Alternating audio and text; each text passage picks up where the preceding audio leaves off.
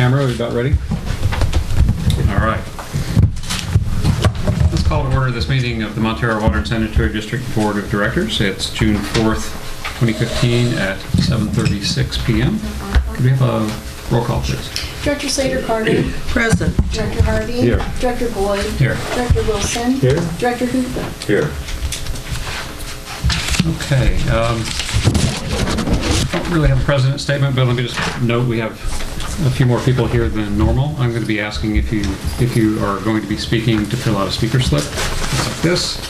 And when it comes time to speak, if you come to the microphone, and for the recording secretary, if you could state your name so she can get that into the minutes.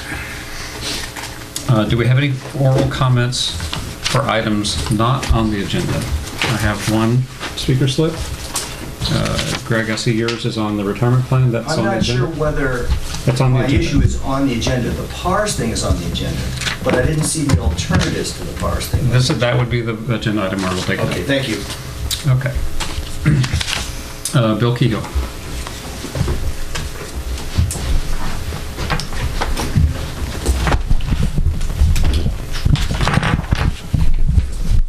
Thank you, board members. Thank you, Chair. Just a quick one, and I hate to pick on your staff, but there was no packets up online for either the last meeting or this meeting. So trying to prepare for this meeting kind of becomes difficult. And seeing as how I've dogged other boards for the same kind of thing, I don't want to show favoritism to my favorite public entity on the coast side. Okay, thank you. Just, Bill, to your point, I actually agree with you, but I do want to let everyone know that Clemens is the acting director of the SAM organization, and I think until we're just going to have some challenges given the joint issue. Yeah, So- but it really doesn't quite pass the sniff test for the Brown Act. No. You know, I'm not trying to call out how it's probably not legal Okay, when you do it that way. let's not get into an But argument. don't correct me on something you should. And then, you know, if Clemens can't do it, hire temporary help. I'm just suggesting that there's some struggles. Not a here, good that's all. suggestion. Thank you anyway, though. Okay, so the Brown Act was mentioned. The Brown Act does not currently have requirements for posting online. Board packets, agendas are required to be posted in public places, and this is not an argument, Bill. And Okay, let me finish what I Excuse me, want. you're out of order, Bill, and I'm going to finish what I'm saying. And then I would like to had- rebuttal. I understand your request. This board was the first on the coast side to post agendas online, and the first on the coast side to post packets online and videos online. We have a long-standing history. I'm with you. I'd like to see the packets up there. I was intending to make mention of that myself to staff to see what we could do to facilitate that. I don't think anybody's arguing. I think the comment about the extra responsibilities on Clemens right now is worth noting. I don't think it's an excuse.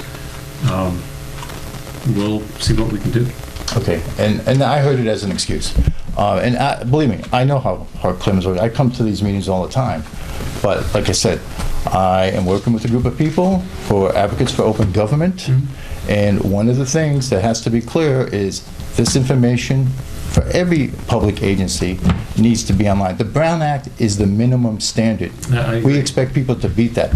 People in this audience, if they can't see ahead of time what's being discussed and can't do their homework, then they come here and they can't make succinct comments or bring in ideas. We're not So, arguing. so you know, We're you in need to agreement. do that. we're in And like I agreement. said, I don't want to show favoritism towards you guys because I'm friends with a lot of you, but it needs to be done. Okay, we're in agreement. We've got a long-standing history of being out front and being ahead of the rest of the pack. We have our off moments, so bear with us, we'll get through it. I will note for everybody that it's not a direct answer to that, but do know that when you come to the board meeting and if you come to the office ahead of time, the board packet is available in physical form, just so if you're, it's a bit of a backup. It's not what we're actually shooting for, but it is there, and so there is a board packet that should be available and in circulation in the audience right now. All right. That aside, Yes. maybe we can make a request of staff to keep the last 3 weeks of board packets out on the table so people can come in and pick them up if they want to. I mean, since we already have them, we can just keep 3 binders out there instead of 1. Okay. Let's move on to item 1. Oh, okay, so this is public hearing, item 1. Review and possible action concerning establishment of Prop 218 limit for water rates. Okay, so we mailed 1728 notices to property owners and customers in Montara and Moss Beach, notifying them about planned rate increase that's scheduled to be implemented for July 2014. And the increase suggests an annual increase of 3% for the coming 4 years. So every year, the rates will go up That's nice. by 3% for the next 4 years to all water service charges. Staff asked Part Wells to present a history of the Montara Water District rates. So we're going to see a little presentation from Alex Handlers that shows us, where did we start, where are we, and how do we compare actually to other agencies in a little bit. Now, if property owners disagree with the increase, they can submit written protests. We received some, at the preparation of the staff report, we had 3 written protests. A final count will be made at the public hearing, so once we open the public hearing, we'll see how many protests we've received since. The purpose of this meeting is to formally count the number of written protests, and if written protests are submitted against the proposed fees or against a particular fee by the owners of the majority of the parcels, the fees or fee will not become effective. So the recommendation is to open the public hearing, allow relevant testimony, close the public hearing, and count all allowable Prop 218 protests received. Determine whether or not the proposed rate limit should be approved in accordance with Prop 218. Then adopt ordinance of the Montara Water and Sanitary District establishing maximum water rates. So I suggest that we hand this now to Alex Handlers, who can give us a presentation about the history of the rates. Just before we do that, before we do that, I will open the public hearing, then we'll hear from Alex, and then we'll go to public testimony. Okay. So the public hearing is open. Alex, you have the floor. We have some handouts here, and I don't think I have enough. We were expecting so many people. I tell you what, Jim and I can share one, so we have one more for the audience. Sure. If you don't mind. No, I don't mind. We can share too. There may be some extras coming around. Sure. We would like one. Did you get one? We didn't get one. Yeah. I've got some more here. You need more here? No, we're good. I think we can. Yeah, we can share. Of course. In fact, Yeah, I mean, I've you read have this surplus card. fund. Let the audience- This is a card I wanted to see. We should move the budget up next. Yeah, I appreciate that. Because, yes. Sure. So after this No one, problem. Yes. Budget.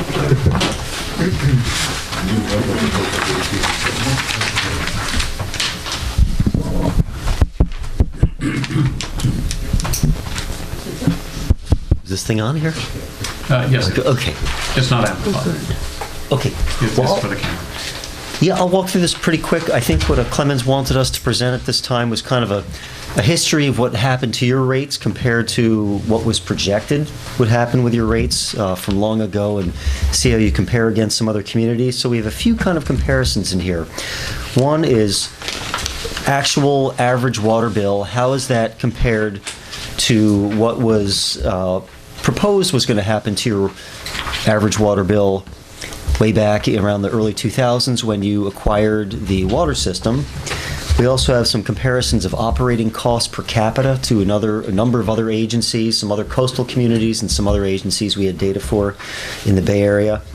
And also just looking at your historical rates versus your neighbor coastside, which you always like to compare to. So brief background. Upside down, I have to. You guys know this more than me. I mean, the water system was historically owned by Citizens Utilities Company of California, who operated the system for many years. I don't think they made a lot of investments in the system. In 2002, it was temporarily acquired by California American Water Company.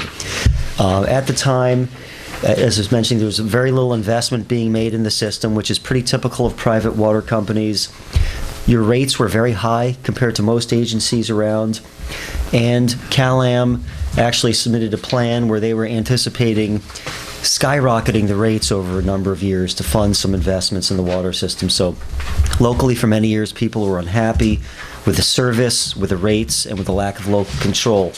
In 2001, there was an election, and the district voters voted overwhelmingly to approve the issuance of general obligation bonds. So they voted to tax themselves to acquire and improve the local water system.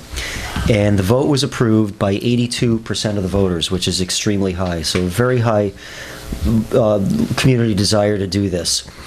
Soon thereafter, the CPUC authorized the sale of the water system to Montara. In fact, it was a requirement by the CPUC. At the time, Cal American was trying to sell their water system to a German private water company, and a condition of that sale was that they divest themselves of the Montara water system and give it local control to the local sanitary district, which was Montara Sanitary District. So there was a purchase agreement that went through in 2003, and little soon after that, the district issued general obligation bonds to fund the acquisition and improvement of the system. At the time, what was presented to the board and to the public was that by acquiring the system, the district would be able to make the investments to increase the service, improve water reliability, and reduce rates substantially compared to what was being proposed by CalAm. So we were just giving a little look back on how you actually compared, and that's slide number 4. This is what we found, some of the old files. This is what was presented to the board back, I think it was in 2001, and subsequently, I think in 2004, 2005. There are a number of lines here, so to try to simplify it, the green line represents a prior projection of what the average bi-monthly bill for a district customer was.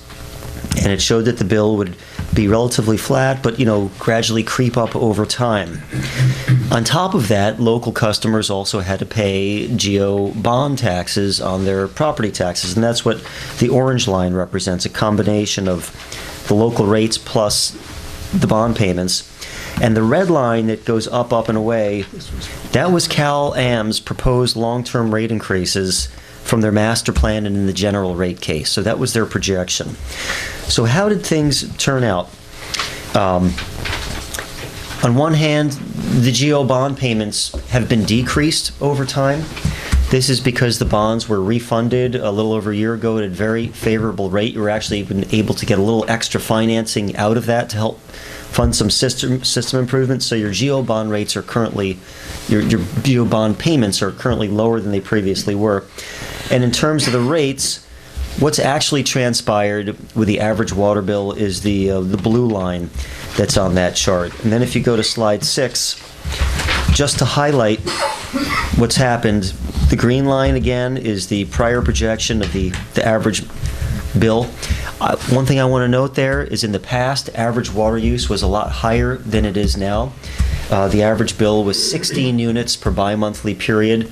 Now it's closer to 11.5 units, so customers have gotten their rates down. That's been one of the drivers of your rate increases over the years, has been the decrease in water sales. You've got a lot of fixed costs here. You used to recover them over a lot higher level of water use. As water use has decreased, you've had to raise your rates to compensate for that, but that doesn't mean that the bill went up for a lot of folks, because they're purchasing fewer units of water. So the blue line on the slide shows, it assumes a decline in water sales from your prior average to your current average over time. And you're actually, the average bill now is lower than it was, lower than projected. And when we figured out what it was compounded over time from 2001 to 2000, projected 2020, your average annual increase only works out to be a little over 2% per year, factoring in that the water use is now lower than it used to be. So the typical bill increased barely above inflation. The next slide, not to belabor this chart too much, but what we added to this version of the slide was actual inflation. CPI for urban consumers going back to 2001, and you can see that the red dotted line is higher than where your rates actually are and where they're actually projected to be over the next 5 years. We assume that inflation would continue on at 2% a year from where it is now. So you've done well. You have delivered better than what was proposed when the community voted 82% to take over the private water system. And you've done a lot of excellent improvements to the system over the time that are embedded in these rates that have improved the supply and reliability to your customer base. So good news there. Moving on to slide 8, it's always difficult comparing one community's rates to another. Part of it has to do with different communities have different levels of water sales. So there's some agencies I work for that like to champion they've got the lowest rates around. The reason is because their water sales, the average residential use could be 25 units per month, or 50 units bi-monthly, compared to you're at 11.5 bi-monthly. So the only reason they have low rates is because they're able to amortize their costs over a much higher level of sales. So what we did in this slide 8, we compared what are a water system operating costs, not including the capital cost, just the operating cost, divided by the population that it serves. This is not a perfect chart. We try to back out the commercial share of costs by assuming if the commercial was 30% of cost, that commercial accounted for 30% of operating costs, and that was backed out. And this kind of surprised me. I was afraid, hey, you're a small district, you're probably going to have high cost per capita. But when we looked at the numbers, you were one of the lowest out there at a monthly cost of about $16.76 per capita. So that's the operating cost divided by the population. That kind of surprised me. We pulled the data from some other agencies. From Coastside was a little higher than you, and from some other coastal agencies, Soquel Creek Water District, that's down near Santa Cruz, Morro Bay, that's down the coast a little further, Golden State Water Company that serves Los Osos, as well as some other Bay Area agencies that we had the data for. It's hard kind of getting the data for a chart like this, but we have worked for Redwood City and Mid-Peninsula Water District that serves Belmont, Parisima Hills Water District. So again, on a cost per capita basis, you fare quite well compared to a lot of other agencies out there. We were trying to figure out, how we can compare the cost per capita using the projected rates for next year. We just didn't have enough data to do that. But what I did include for those same agencies is what are the projected rates, what are the projected rate increases that they have for next year. And you were one of the lowest out there. A lot of these other agencies, Coastside's projecting a roughly 28% rate increase. It's a little different depending on what level of use you're at, but for a typical user, it's about 28%. Morro Bay's looking at almost a 40% rate increase. Soquel Creek Water District, almost 10%. Redwood City, 9%. Mid-Peninsula Water District that serves Belmont's looking at an 18% rate increase, as well as Parisima Hills Water District. Hillsborough, 13%. Some of these agencies are served by San Francisco Public Utility Commission for their water supply, so they rely on imported water. And as SFPUC has embarked on its, $4+ billion upgrade and retrofit of the Hetch Hetchy water system, their rates have been going up and up and up and up. And I think that's one of the things that's been presented to the district in the past, that hypothetically the district rates are going to stay pretty flat, creep up slowly, but other agencies are going to be angling up a lot quicker. And in fact, that's what happened in this last slide. Again, we don't have all the historical rates for every agency out there, but Coastside seems to be a major one that you compare yourself to. So on slide 10, we compared what's the average monthly bill, assuming that the user's using the same level of water in Coastside versus here within the district. And it used to be that your rates were substantially higher than them. going back to 2006-07. But since then, they've increased rates substantially quicker than you have, partly to do with their obtaining their water supply from SFPUC, and partly from other factors. Meanwhile, your rates have gone up, but at a much flatter level. And now, COSIDE is anticipating, as I say, roughly 28% rate increase next year compared to your 3%. And you've got 3% rate increases going forward. So COSIDE is almost neck and neck with you right now. At this point in time is where the paths are crossing. They're still going to be facing some increases from SFPUC in future years. SFPUC rates are projected to go up 60% over the next 5 years for wholesale water. You guys aren't facing that. You guys have your own local supplies that you've invested in and developed. So we expect that this story it's been vindicated. It's, in the future, I think COSIDE's going to cross over where you are, and you guys are going to end up lower than them for a typical user. So that, just kind of a history of rates. We just wanted to try to put it in perspective, what you said you were going to do years ago when you acquired the water system and where you are now. So I think I'm not sure if there's some other key points I was supposed to make here.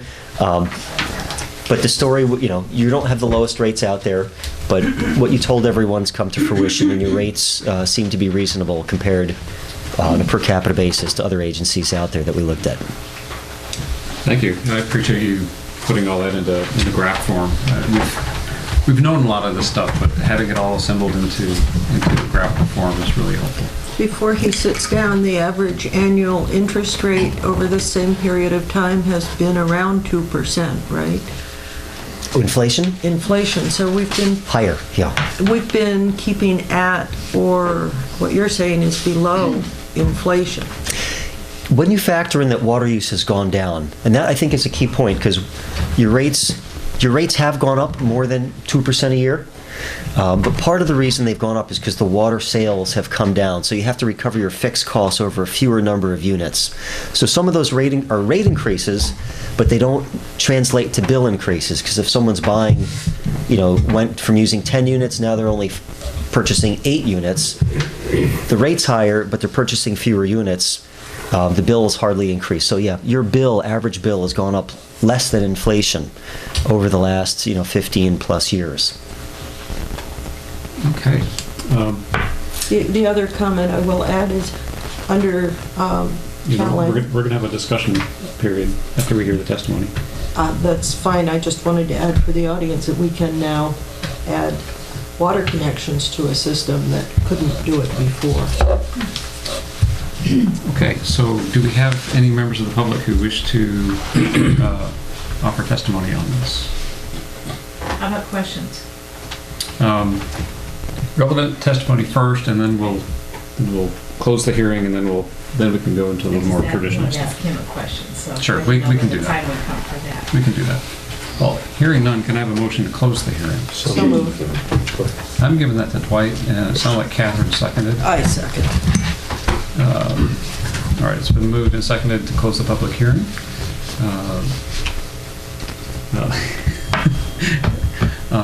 All in favor? Aye. Aye. And opposed? Okay, motion carries 5-0. The hearing's closed.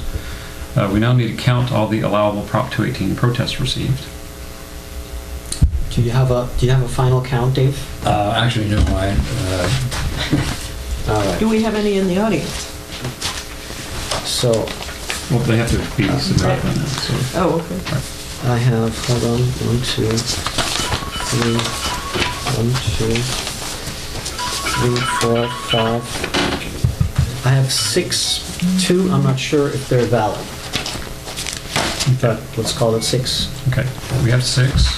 My understanding is that 6, well, Dave, why don't you tell us where we stand on this? Yeah, there has to be a majority protest to invalidate the proposed rates, and we do not have that. Okay, so we have more than 12 people in the district? Okay. All right, so with that, let's have some discussion. I think Alex gave us a very good presentation. I know we have some questions. If you'll fill out a speaker slip after, if you could step to the mic and ask your question. Go ahead. Sorry, it's gardening today. Carlisle and Young, Moss Beach. Just two really quick questions. I didn't hear you. I thought you said that the San Francisco PUC was projected increases over the next 5 years to be 60%, but you may have said 16. 60 is correct. Oh, I did hear you right. So that's 6-0. And I'm glad I don't live in the town of Hillsborough either, by the way. The other question I had was... It's a nice place. Did you see that chart? That was off the chart. We live here, but it's not. Yeah. You did mention that the bonds were refunded recently, and Refinance. Well, he said no, refunded. Actually, the technical term is refunded. Oh, okay. That's what he said, and that's what I just said. Right, that's correct. Okay. So my question is, did that extend the time that they're going to be on the property tax bills, and also when will we stop seeing them on our So- property so tax I can bills? answer that, the first part very easily. No, it didn't change the term of the bond at all. Okay, And it is a 30-year repayment schedule from back in from 2003. from when we took out, from when we sold the bonds. So 30 years from 2003, right? Actually, the refunding of the GO bonds, we took actually more money out of the bond, but we were still able to reduce the actual bond payments at the same time. So I think But you didn't extend it, like when you refi a no, house, Yeah. you end up... It's a bond. It's Starting 30, it's over. 30 years. That's one of the most certain things. There's a reason the bond rates are what they are. Right. It is a really certain thing. No, they did not extend the term, yeah, they kept the same term. Okay, Same term. that's all I wanted to Right. know. So Uh, in about 30 years from 2003, we won't see it on our property tax bills anymore. Correct. Okay. Greg, If I'm if you alive. have something, if you could step to the mic and announce your name, and I'll just make this a dual-purpose speaker slip. Thanks. Greg Diegas. Congratulations to the board on your foresight and an excellent job. My question on your numbers is, why didn't you compare operating cost per capita plus the cost of the GO bonds across the communities? Wouldn't that be the right metric? I'll say they're different perspectives.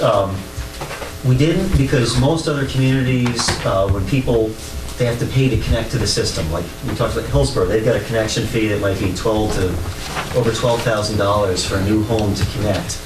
The customers, private water companies don't have connection fees. So historically, customers within this service area never had to pay to buy into the system. So finally, when you took over the system, again, it was a popular vote to do that. That was kind of tantamount to people buying in for their facilities instead of having to pay the connection fee in prior year. So you're right. What's the fairest way? We were just comparing operating costs. But I'm going to restate that in terms of, somebody who lived here and worked to share the reasoning with the community and voted for it and paying it myself. We didn't like the owners, and we decided to become the owners, and that was the price of ownership. And as a former renter and now a homeowner, I see a lot of benefits from having made that down payment and paying my property taxes, and I would never go back if I can help it. So it's a very similar kind of thing. We wanted the control. With the control, we got the opportunity for the community to have a local group with accountability to the community to come in and do things. I'll mention too, other agencies have other bonds that they have sold, and it's an interesting possible point of comparison. But in terms of what we promised when we went through all this and what the community signed up for, the bond was price of ownership. The CCWD has bonds. They just recently, I believe, took some out. But they did it at the board level instead of going to the public. This bond was voted for by the public. And I think that's an important point to note, is that the public was fully informed of what was going on. So there are lots of other agencies with lots of other bonds, and to include the bond into the rate structure would have required a whole lot more analysis on the part of fertile, and that would have been probably much too complex for tonight's meeting. Do you have any other comment, questions? Yes, if you You could. want me to step over? Please, if you would. There are actually people who watch at home, and it really helps them hear when people go to the mic.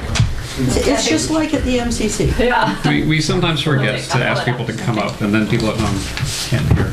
My name is Erin Deinzer, and I live in Montara. And so I just, and I'm a recent homeowner, and I also I'm kind of just trying to wrap my hands around, like, you know, the whole, how Montara Water and Sanitary District kind of works.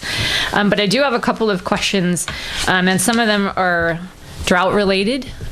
So before I came here tonight, I just wanted to, I did just a smidge of research, and I mean, I may be regurgitating some information you already know, but so according to the sources that I read today, we are in the state's worst drought in 1,200 years. January to March of 2015 marked the driest winter since record keeping began in the 19th century. Farmers idled more than 400,000 acres in 2014. And California agriculture is a $46 billion industry, which obviously is affecting all of us as Californians.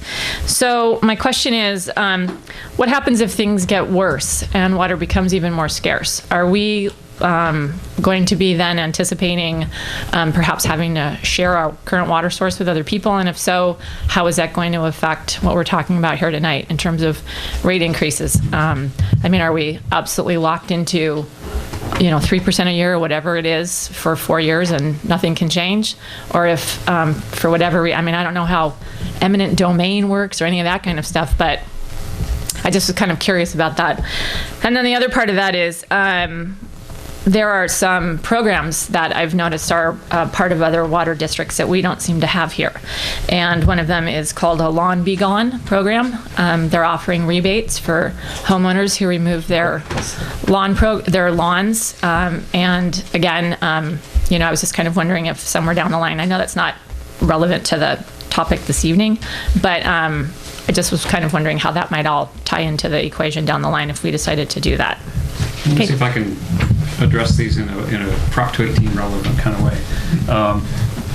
About the drought, pretty much every meeting we hear something from Clemens about how the agency is doing, and we have a newsletter that just went out that gave a kind of a nice summary. We're actually in pretty good shape if the drought continues to press upon the state in the way it has.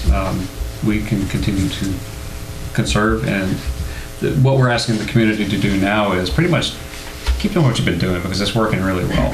But we know if people need to, the community's been through it before. It's been a while, but we know the community knows how to step up to that. Sharing, being forced to share with other agencies, really unlikely. We do have an understanding with our neighbors about emergency sharing for very brief periods, supposing, you know, say they had a catastrophic failure of a pipeline or a tank or something.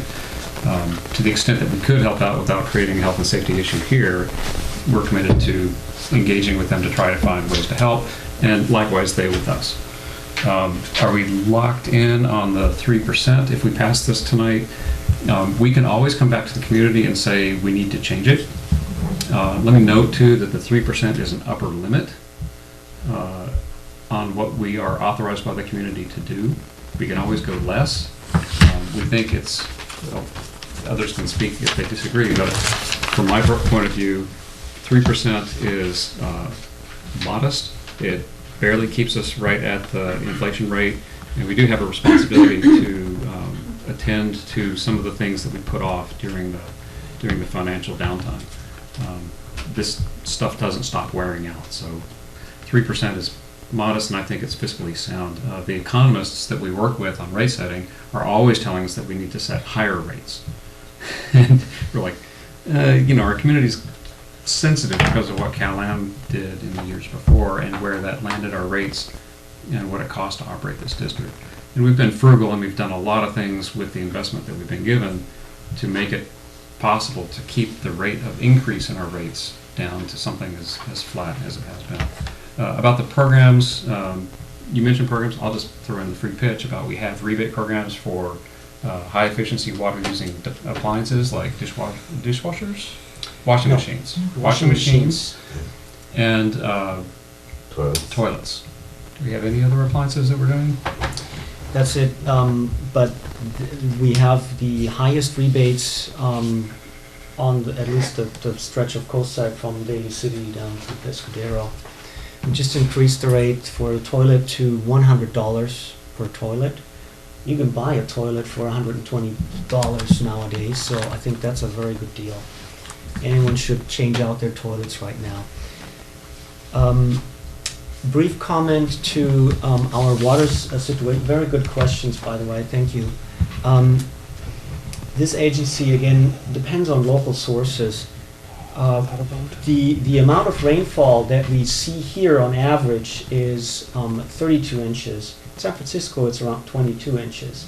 Should give you just a little bit of relation on how much rain we actually collect from this mountain that we have here.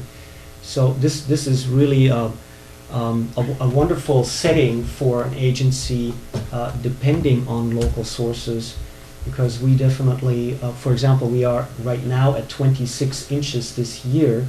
Everybody understands we're in a very severe drought, but the 26 inches will suffice to produce enough water for this community at this time.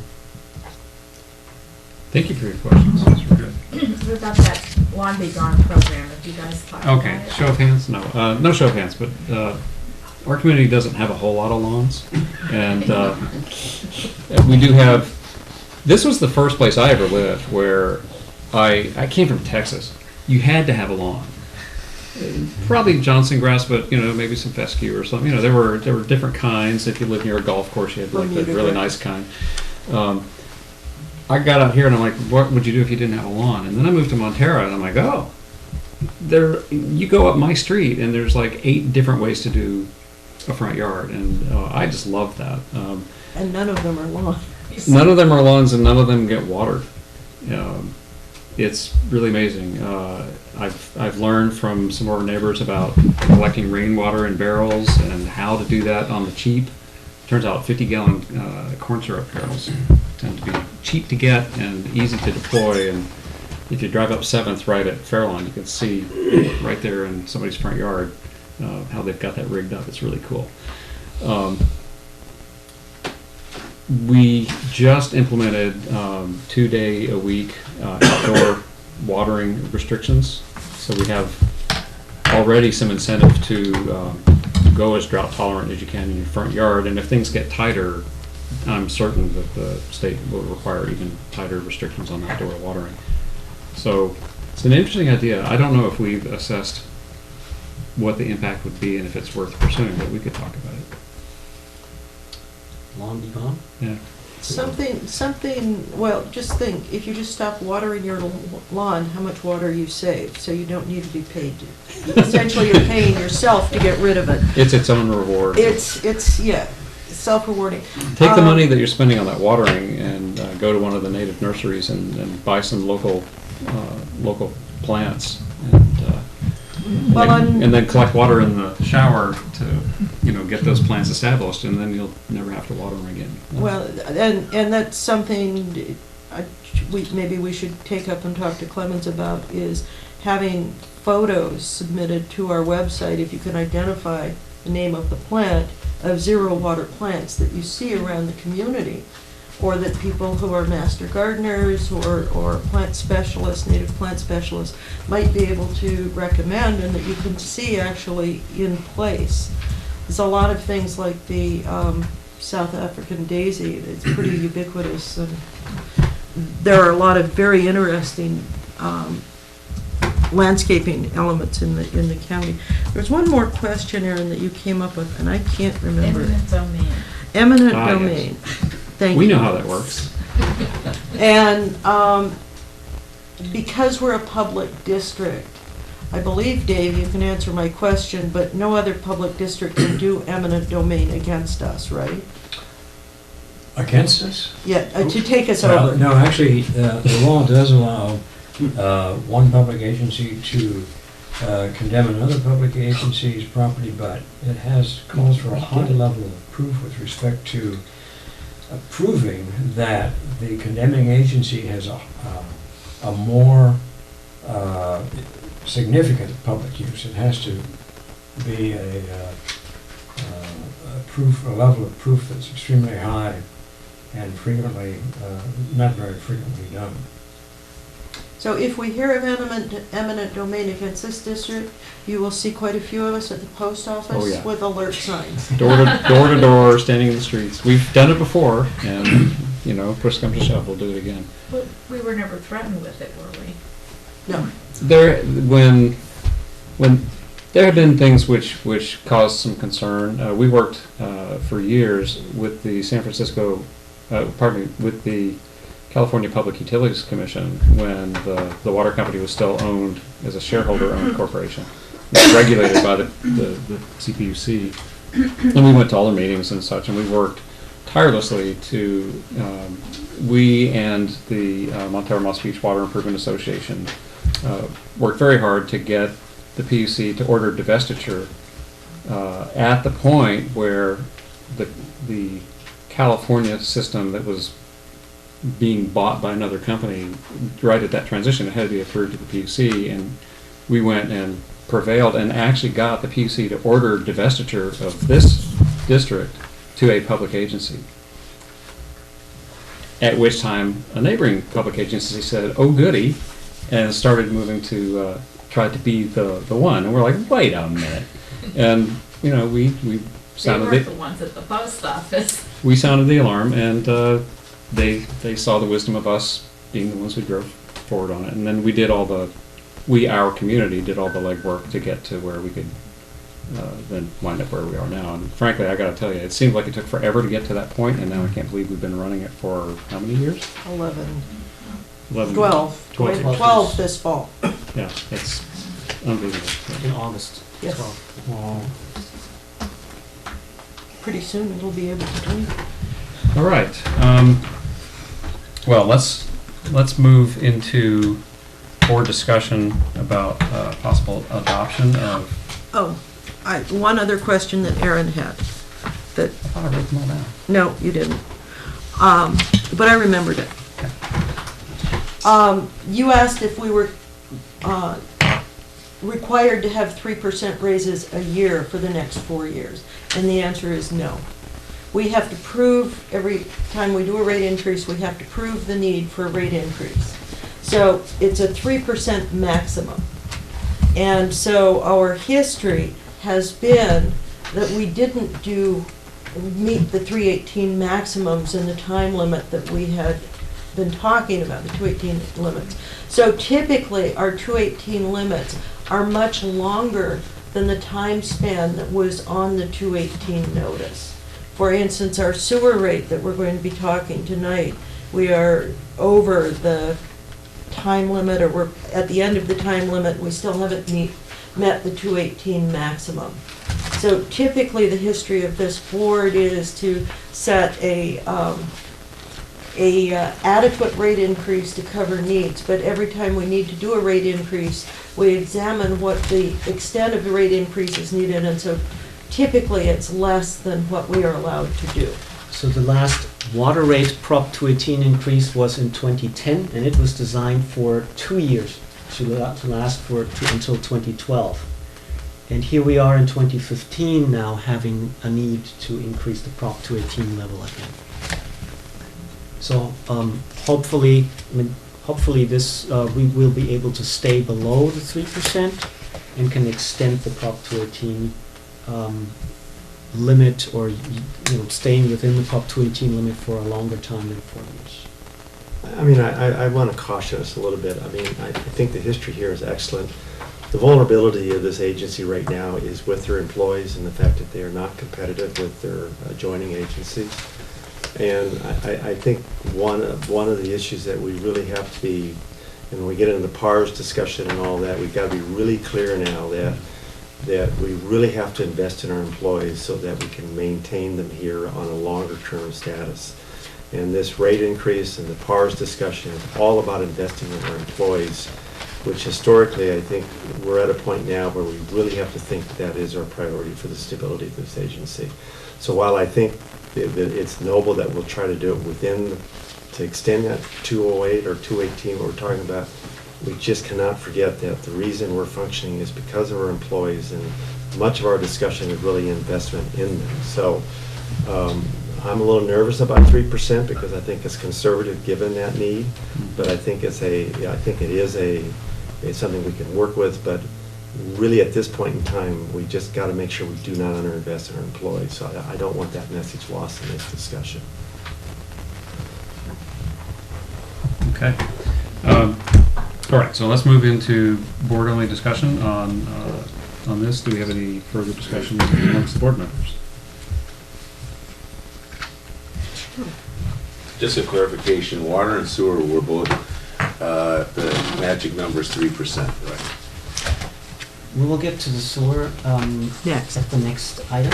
Okay. Right now, we're talking about the water rate increase. Okay. And we're talking about a 3% across the board, meaning that for all water service-related charges. Right. That is the fixed monthly charges as well as the variable flow-based charges for both domestic as well as fire sprinkler connection charges. Okay, then the, where it says subject review and possible action concerning adoption of the revised master fee schedule. You're at the wrong item. We're at the Oh, Prop that's- 18. Yeah, that's the next item. Okay, Yeah, you have to split. Yeah. okay. Right, so right now, water, 3%. Does it require a resolution from us? The matter before the board is on option of the ordinance of the Montara Water and Sanitary District establishing maximum water service quantity and meter charges. Okay, I so moved the motion. Okay, thank you, Dwight. Can we have a second, please? Yeah, I'll second it. Thank you. It's been moved and seconded. Any further discussion? Can we have a roll call vote, please? Director Cyber Carter. Aye. Director Harvey. Aye. Dr. Floyd. Aye. Director Wilson. Aye. Director Huber. Aye. All right, it has been passed by a vote of 5-0. So, thank you. Review, item 2. I have a quick question before we move on. Can we put this graph and some explanation of it up on our website? Absolutely. Particularly the graph number 5, which was the one that Paul worked on in 2002. Yeah. Thank you very much for digging that out. That's was sort of the basis that we started this whole adventure on, was looking at what was coming and realizing it was going to be real tough for folks. I think I still have the flyer that we were handing out back then. And I looked at that graph and I'm like, I know that graph. Yeah. Because we handed that graph out a lot. It didn't have, there was projection then, all dotted lines, but it's great to see. Clemens, did you want to do the budget now Yes. or the master fee schedule? If we could move the old business item, review and possible action concerning approval of water and sewer budget and capital improvement programs ahead. Reason for this being staff and finance committee recommend a 3% increase to the sewer service charges, and we should have that discussion before we actually manifest the increase in the master fee schedule. That sounds So- appropriate, so let's do that. No, I'm sorry, was this the SAM budget or No, the that's the water and sewer Montara budgets? budget. Okay, so in old business, it's the second item. Old business Old 2, business review and 2. possible action concerning approval of water and sewer budgets and capital improvement programs. Yes. Okay. And the draft budget was presented at the May 7 meeting for board review. We actually had May 28th Finance Committee meeting. The Finance Committee already met before that, so they met actually twice to review the budget and suggested also some changes that were incorporated. At this time, staff and the Finance Committee recommend approval of the budget at this time. As I mentioned before, it's important that to note that the budget contains a suggested water rate increase of 3%. That was just adopted by this board. we also suggest a sewer service charge increase of 3%, and that is to cover the increased step service. Dwight just talked about an in-plan increase in personnel cost. I think it's also important to note that the district will see going forward increased debt service. The capital needs and building of a reserve on the water side is also a reason why we actually just asked a 3% increase on the water side. Could you explain to the audience what a step service is? The debt service? Yeah, I'm Debt- sorry, I debt heard service. step, and so I... No. The debt Debt. service is on, particularly on the water side. We are right now building the largest infrastructure project that this community has ever seen. It's a $3 million water tank at the Alta Vista site, and we are financing the construction with state revolving fund loans, and those have to be paid back over a 20-year period, and that essentially will increase the debt service that this district will see over the next decades. And that's, so we will have to pay off these infrastructure projects. There was a phase, I would say the first 12 years really were a phase of fixing up this water system. I think it's really worth noting, particularly in this budget, that we are now seeing a very different budget than in the 12 years before. We see significantly decreased capital needs. So if we are later going to see some presentations from the water and sewer engineer about the capital programs, and you will see that the capital needs for this district are significantly decreased over the prior years. Operations budget cost have been significantly reduced over the past 7 years. So I think we see a lot of efficiencies, but right now I think this is a big change where we now are able for the first time to build up reserves on the water side. That's another reason for that 3% increase on the water side, that we do not have the adequate amount of reserves in place, and we presented a plan how to come up with the reserves, and that plan essentially resulted in the water rate study that suggests a 3% increase over 3%. So that said, I'd like actually to hand this over to Peter Medina for a further presentation of the budget. Also a change that we actually now see. In the past, the budget was prepared exclusively by staff. We are now blessed by having a very good relationship with our new accounting firm, and Peter has been spending a lot of time helping me with the budget. And so I think it's also worth noting that I think this is also a new step, that we see wonderful formatting and very well drafted budget with executive summary. So Peter, if you maybe want to guide us a little bit through the cash flow that the district sees, both on the water and the sewer side. Good evening. As Clement stated, the process began around January, February timeframe when we presented the mid-year budget review. And as Clement said, we wanted to go a different direction with the budget format. In the past, Clemens has had the issue of trying to present a budget which was all-encompassing, but with the constraints of just the accounting, revenues and expenditures can really be the only items that are budgeted. But the bigger standpoint is looking at debt service, which is strictly a balance sheet endeavor, meaning you have principal payments being reduced year after year, but those though those principal payments do not impact the income statement at all, or the statement of activities, I should say.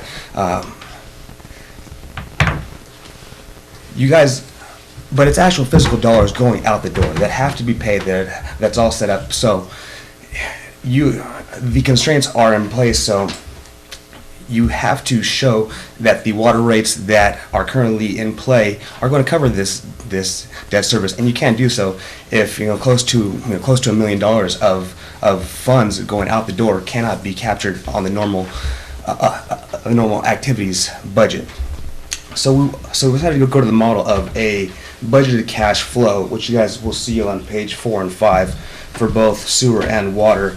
The typical cash flow statement with all the operations, the investment, and financing, I believe best displays the essence of what we are trying to do on a year in and year out basis, and in the end try to come with the district's current goal of replenishing reserves, trying to gain traction toward that.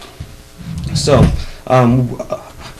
we begin with operations, and the operations is further broken out as you go along further, but operations-wise is really the nuts and bolts of what we have control over, and this is the items that we labor with more or less the most, because the debt service is kind of set in stone. It is what it's going to be for the next 10 to 15 years. So the operations is what we have the most control over, and Clemens and staff really do a lot of work in trying to reduce these expenditures. The revenues are discussed thoroughly by the board as well as the community.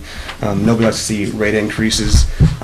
Being a ratepayer myself, nobody likes to see, but they are part of the reality of maintaining the current system, as well as trying to stay competitive with salaries and wages to the other neighboring districts, and losing say homegrown talent that has come in here, and you don't want to see them go, because service takes a hit at that point.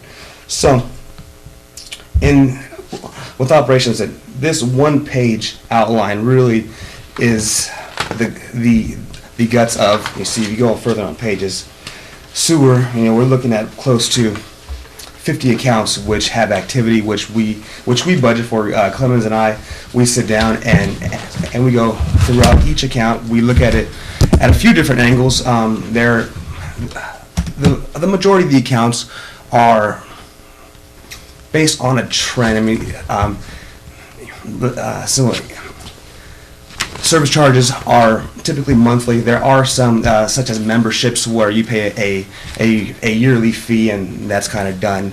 But by and large, though, they all are on a monthly basis as far as expenditures goes. So you can look at it. We did a trend of about 21 most recent months, and based on that, we really try to say, okay, well, how did we do last year? And was it in the ballpark? And what I'm seeing, and what you guys are displayed on a monthly basis, we're relatively close.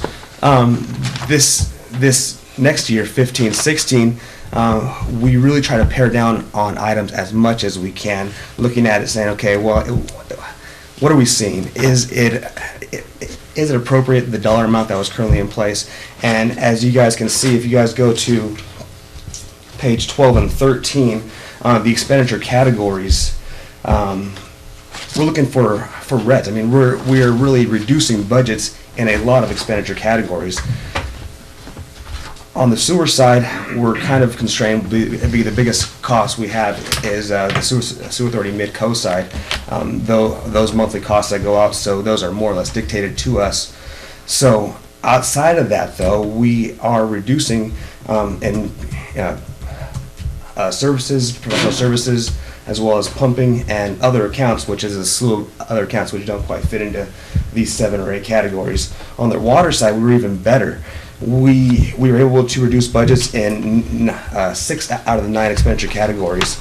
Outside of personnel, we're looking at a negative and a reduction in budgeted expenses, which I believe is a huge feather in your guys' cap as far as what we've seen in the past 21 months tells us that we can reduce these budgets and still work. In essence, it's what we're doing is to try and reduce the possible rate increase. So,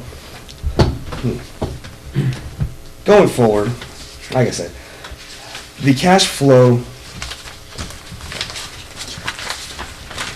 budget on page 4 and 5, I believe, is the simplest way to display the yearly budget of, just, that's all encompassing, I could say.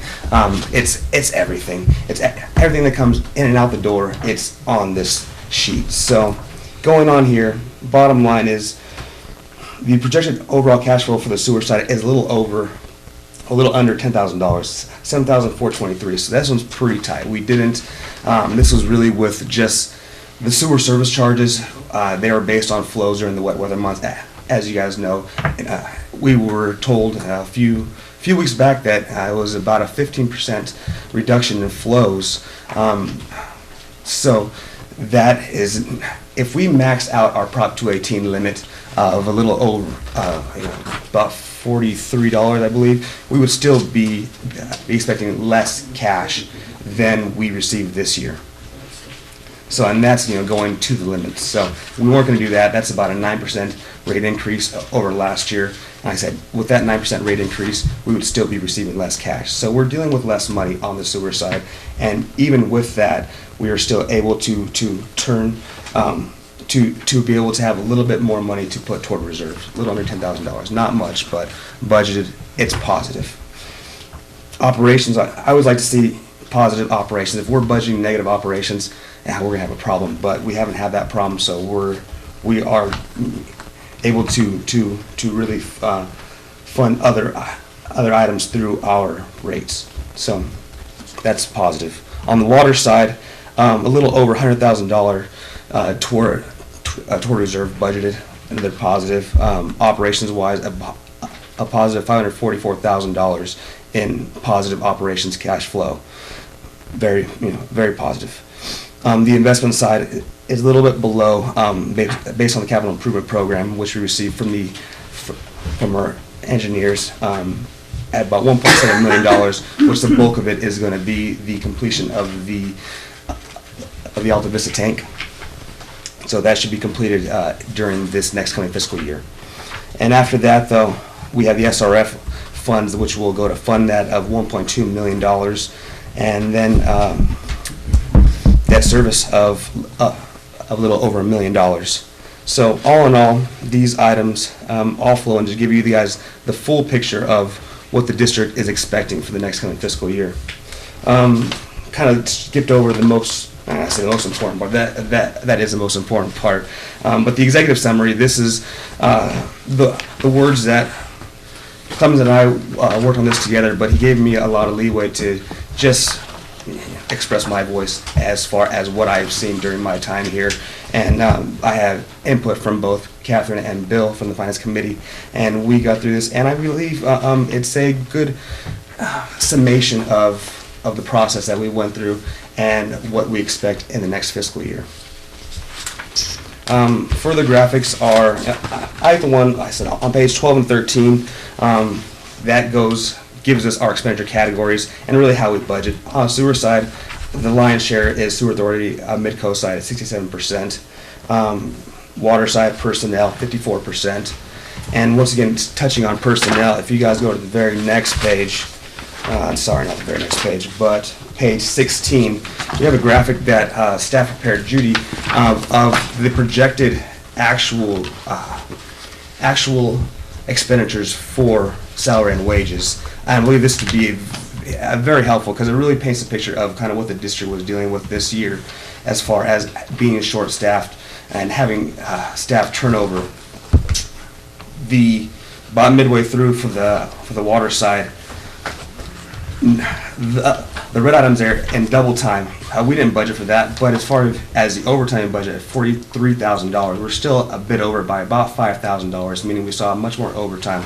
The one glaring item is the on-call pay. Just being short-staffed, the staff that was in place was really forced to give away a lot of their, I guess, their personal time in order to be available for, just in case items were to come up during the course of, well, not during the course of what would be their normally scheduled time to be here. So we said that's a big hole, and what directors have spoken about as far as trying to get ourselves a little bit more competitive. We've increased the sewer budget, or the sewer and water budget, in terms of salary and wages 20% for next year, in hopes of possibly getting in place a retirement program that's funded by the district to make us more competitive to neighboring districts. No longer having the attitude of you come here and you learn on the job and you are highly trained to go off and find another new job that's better paying and has better benefits in the long haul. So that is really what we've increased, the large increase here on both water and sewer side is the salaries. Other than that, though, we should have a little further detail on reserves as well as other impact areas being water and sewer service charges. And in summation, I mean, this has been, I said, started the process back in February, getting the mid-year budget review, and that getting us squared away as far as the current layout of what we were going to be presenting and the format of what we were going to be using on an ongoing basis, displaying that to you guys, and then working with staff as well as the finance committee on a fairly regular basis as far as really tightening down what the display was going to be like today, and hopefully having support for the community as well as the board, and looking at the budget and saying, hey, I'm happy with the way it's being displayed, and I'm happy with what is being shown as far as the dollar amounts coming in and out of this place. With that said, that's it. Okay. Yeah, but I would just like to add a couple things. First of all, that between Peter and Clemens, and Catherine and I are on the finance committee, that the job of presenting it was demonstratively better than what it was in the past. So it was much easier to understand, follow the flow of numbers, to get a sense about whether we're trending up or down, whether we're meeting our commitments and stuff like that. So that read so much better than before. The executive summary was also, I think, a major addition to the whole thing, because it really did give a much clearer picture. And then sort of finally, that I felt that it was Clemens and Peter's responsibility to create the budget and to defend it. And they did quite well. There was a number of categories that I think that I grilled pretty incessantly, and they were able to justify that the figure made sense, that we were spending money appropriately and stuff like that. So I think it was a very well executed project. Thank you. So you support the budget? Yes. I'm just asking. Catherine? Yeah, when I became treasurer, my goal was to make the budget more accessible to people like me, who are probably in the minority in this community, but, social science majors, rather than economists and numbers folks, and I think we've been successful at that. We have been working, as Clemens mentioned earlier, this district in the last 12 years has made radical shifts in how we've needed to spend our money.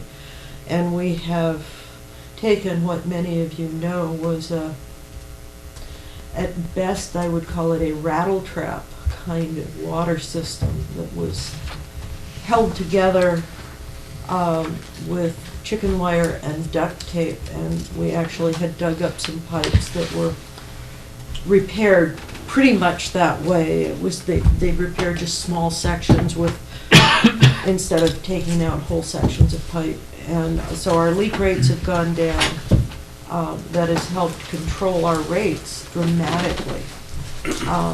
And we continue to work to control our rates through efficient operations, because everybody who buys water from this district pays for the malfunctions, and so the fixes are expensive, but the costs of not fixing them are much greater in the long run. And we are now moving into we're a full water district. I do want to mention, I was talking to somebody at the post office just yesterday who was on a well, and he said, "What, you have water connections for sale?" And I said, "Well, yeah, we do actually." And so I suggested that he call Judy and Clemens and talk to them, because one of the concerns that I think folks on wells have is what happens if my well goes dry? What happens if my water gets oil in it or some of the other contaminants that are out there? And so I want to tell you, yes, you can come and buy water connections. And they only go up every year. So if you want to get the cheapest price at this point in time, get it now, because next year it will be up. It'll be another 3%, maybe 2%, whatever it is we raise our rates by. But the more people who tie into our system, the more we can spread our costs. And so this budget then will help reflect that, or will reflect those kinds of improvements to our system. But So no, Is Clemens. that a yes for the budget? I support the budget. Are you trying to hurry me up? I wouldn't even hint at that. Oh, well, then I'll just, yeah. So that's a yes for the budget. It is. I have another suggestion, however.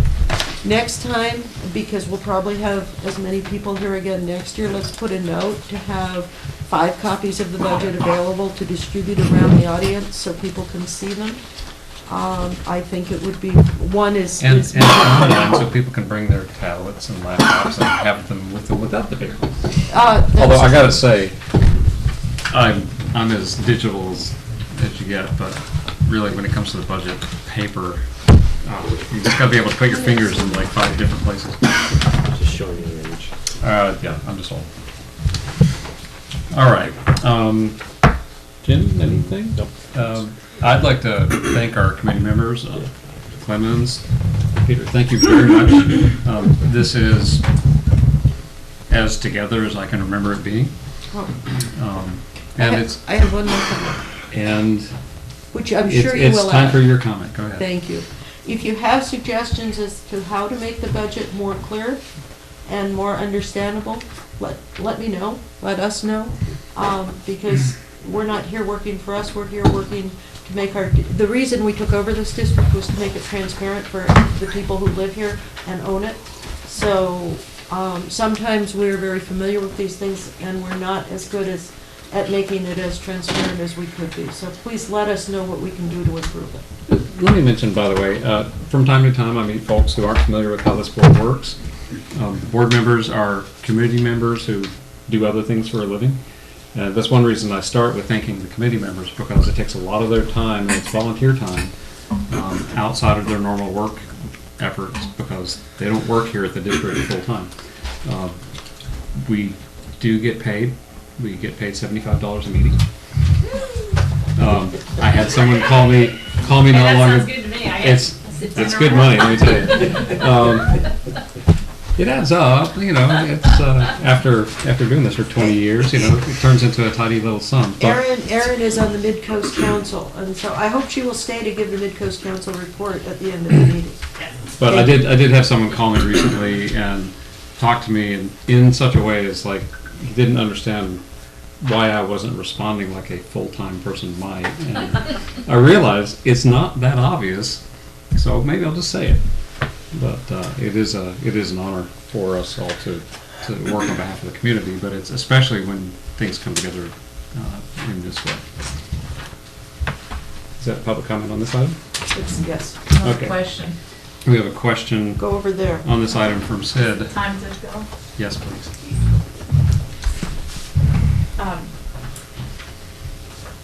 Carlisle and Young, Moss Beach. My question was, it kind of was hinted at from Dwight Wilson, and then when, was it Peter that was just here? Yeah. Was speaking, it was hinted at again about salaries or investing in your employees and stuff. And then I think what Peter said was something like learning on the job and then moving on to another area. So, because I'm not up to date on what you guys are talking about, is it everybody's getting a salary increase, or you just want to retain people, or what's the deal? It's Yes and a yes. generalized notion that we really count on the people who run the operations of this agency. And they're doing an excellent job, by the And, way. and Would you say that into the mic? Really? we very much appreciate their efforts. You know, we went through several years with the whole rest of the world on some tough times. Everybody made sacrifice, and one of the things on tonight's agenda is something about trying to put into place a retirement plan for them.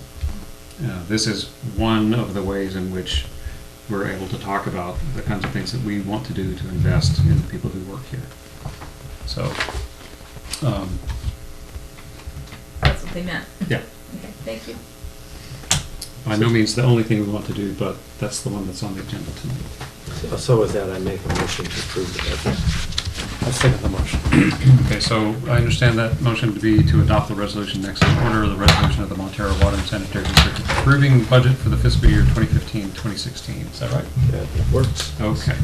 So Dwight and Jim moved and seconded.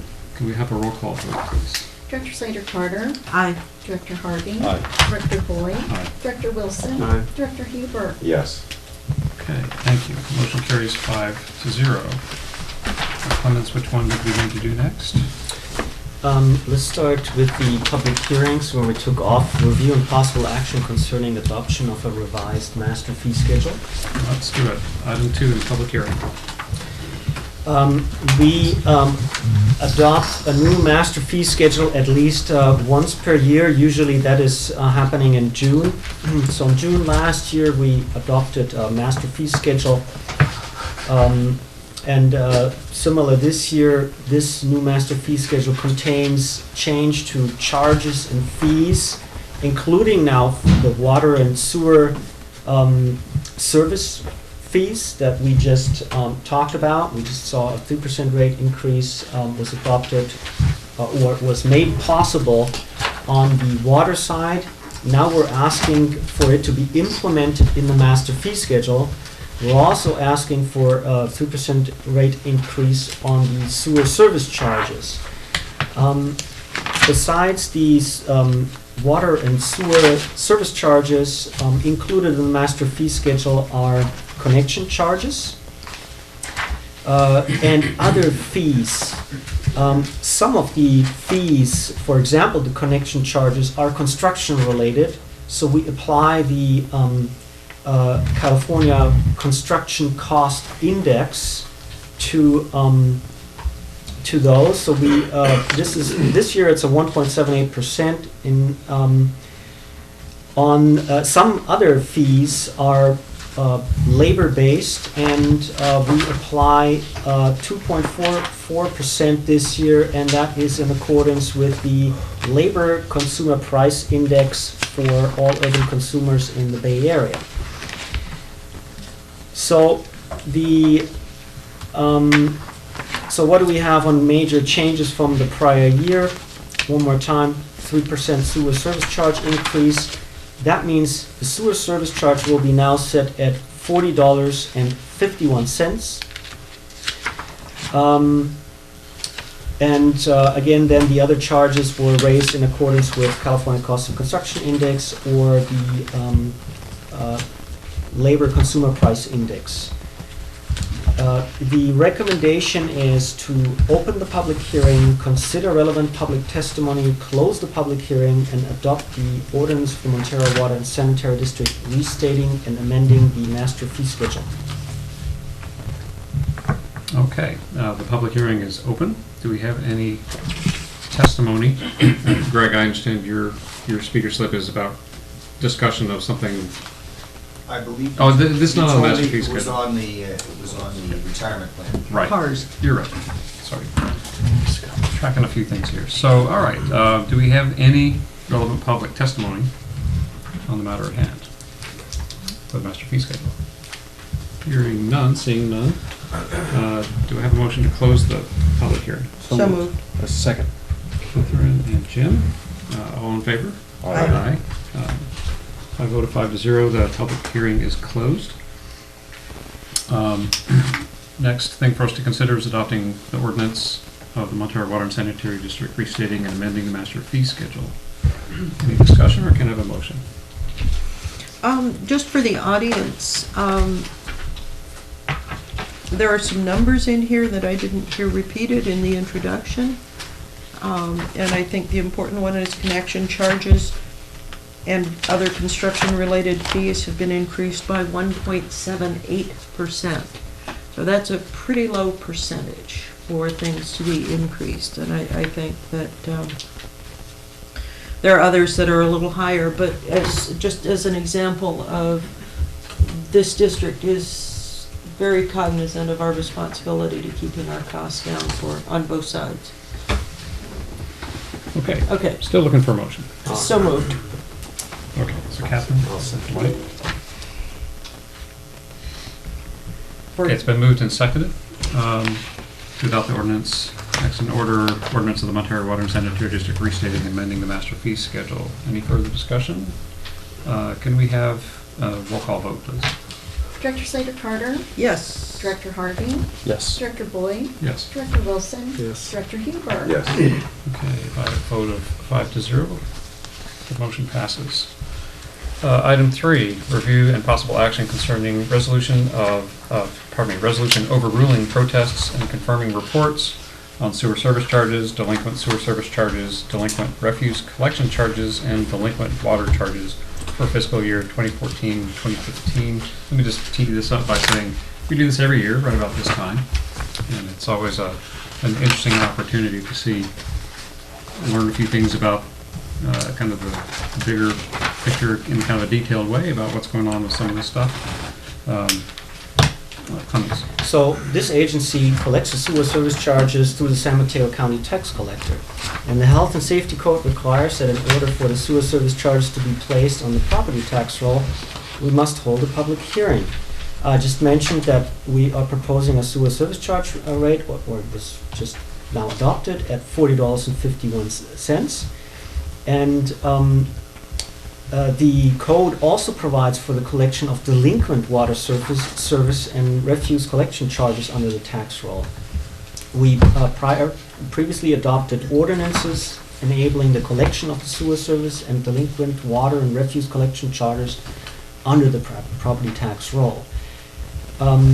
Now we have to adopt a resolution that allows this to be sent to the San Mateo County tax collector.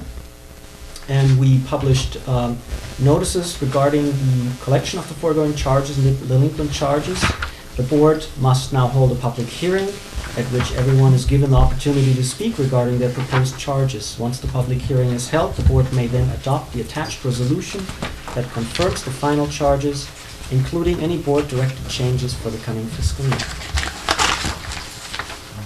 Okay, let's open the public hearing. Do we have any testimony from the public? Was that a hand? No. Okay. Can I have a motion to close the public hearing? So moved. Okay. Second. No second. Thank you. All in favor of closing the public hearing? Aye. Aye. Opposed? Motion carries 5-0. The public hearing is closed. It's an interesting formality, but it's required by the law. So, okay. So in front of us now is consideration of adoption of the resolution that I read previously. A very long title. Do we have any discussion? I so move. White moves. Do I have a second? Yeah, I'll second. Thank you, Bill. This is for a resolution. Let's have a roll call vote, please. Director Slater Carter? Aye. Director Harvey? Aye. Director Boyd? Aye. Director Wilson? Aye. Director Huber? Aye. All right, by a vote of 5-0, the motion carries.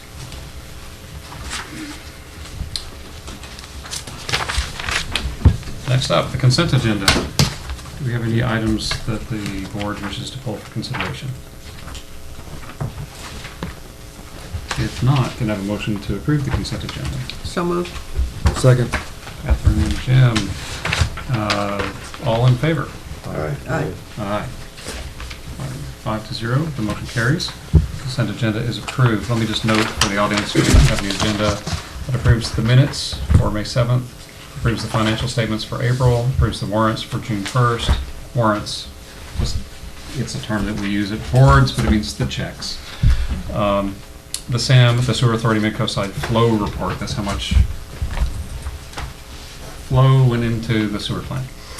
The monthly review of the current investment portfolio. Thank you very much for coming. Connection permit applications received, the monthly water production report for April, the rain report, and the solar energy report. Old business, item 1, review and possible action concerning approval of Sewer Authority Midcoast Side budgets. So this is the second budget that was sent by the Sewer Authority Mid-Coast Side to all member agencies. This newest version contains some additions to the SAM budget that were discussed at the SAM board meeting on April 27. In particular, the budget now contains $15,000 for an engineering services budget to update the recycled water study from 2008. This will be done by SRT as sole source. $150,000 are now added to the engineering services budget. That is for the CEQA permitting costs for recycled water study. This is then all recycled water costs are reimbursable by SAM. And essentially then should be redistributed to the member agencies, or can be redistributed to the member agencies depending on the SAM board. Not related to the recycled water project are $25,000 that are added to the engineering services budget that are called out as comprehensive hydraulic modeling services. So in general, this is in essence the same budget that this board already has seen twice. And what we've done at the Sewer Authority Mid-Coast Side now, I think by now it is well understood that the General Manager, Rob Hopkins, left. He prepared this budget. We asked the member agency managers to present this budget as it is, unrevised. We will ask a new manager who is coming into the Sewer Authority Mid-Coast Side to present a 6 months budget review and, if necessary, a budget revision. So we are hoping that all 3 member agencies, that's the plan, adopt this budget. And therefore we recommend the adoption of 2 resolutions. One resolution for the that is for the collection contract services, and one resolution for the general budget that also contains the capitalized maintenance budget. The capitalized maintenance budget this year contains a relatively large project, and that is a section of the Intertrap pipeline that is on Weimar Street is scheduled to be replaced, and we're very much hoping to get the work done before the next rainy season starts. So that's, I think, a highlight in the budget really is the Weimar project. Again, we ask the board to adopt 2 resolutions, one for collections contract services and one for the capital maintenance budget. All right. Board. Questions? Yeah, so Clemens, the goal of this really is to get it approved so that you could continue operating in the interim until a new manager is found, and then that new manager will review that budget, and then adjustments will be made. But what we're really trying to accomplish here is just to get it approved so that you can continue to operate properly. I'd say it's more than that, Bill. We took a close look at the budget. I believe that Rob Hopkins did a very decent job in preparing the budget. Okay. No doubt there are some line items in the budget that require extensive research and reconsideration. There are some questions about certain line items in the budget, but that's the minority of those. And I think that's where we want to focus going forward, concentrating on a review of those small, of maybe some changes to the budget under 6 months. But in general, the sewer operations budget is a very well dialed in process, I believe, that you know, is well established. The budget itself doesn't change much. What changes is really the assessment between the three member agencies. The general budget, the operations budget, is based on flows. Right. And flows between the member agencies change, and therefore the assessments change. So this year we see, for example, a higher assessment because our flows have been measured to be higher. We have previously a discussion if this is all correct or not, but these are the numbers that are presented to us.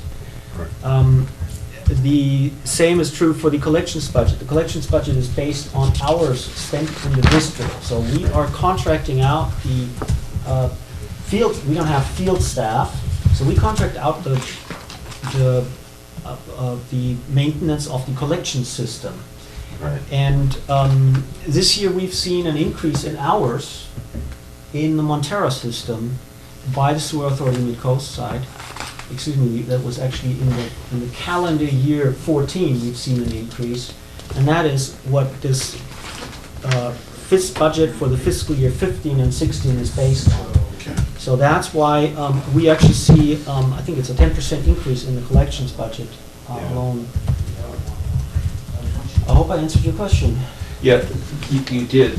The one thing that you and I had talked about a little bit was that idea of the flow rate being inaccurate. And it was inaccurate because of a check valves malfunctioning. And that how do we basically go forward to make sure that we don't get penalized by inaccurate flow rates as a result of something like those backflow or those check valves. So what has been discovered earlier this year is that check valves on two stations, one on the Montara station, which is right down here, and the other situation we have in the Portola station, which is measuring Granada's flows. And these check valves apparently their job is it to prevent sewage from flowing back through the meter that measures the flow. These check valves failed. The problem with that is that this is really an internal failure inside a pipe. There is no way to determine how much was flowing back. That some sewage was flowing back was clear because it was audible. So it was a large enough amount so that it could be heard. Now, that's not a quantification in any case, right? And I think the way to go forward is to make sure that we address the situation as fast as we can. Right. The check valves in the Montara station have been replaced. The check valves in the Portola station cannot be replaced at this time, or are much more complicated to replace due to the construction of the Portola station. It's very deep, and there's not really a way to shut the system off. So what we have to focus on is figure out how to resolve the situation on the Patola station, but that's not affecting the Montara Water and Sanitary District, that's affecting the Granada Community Services District.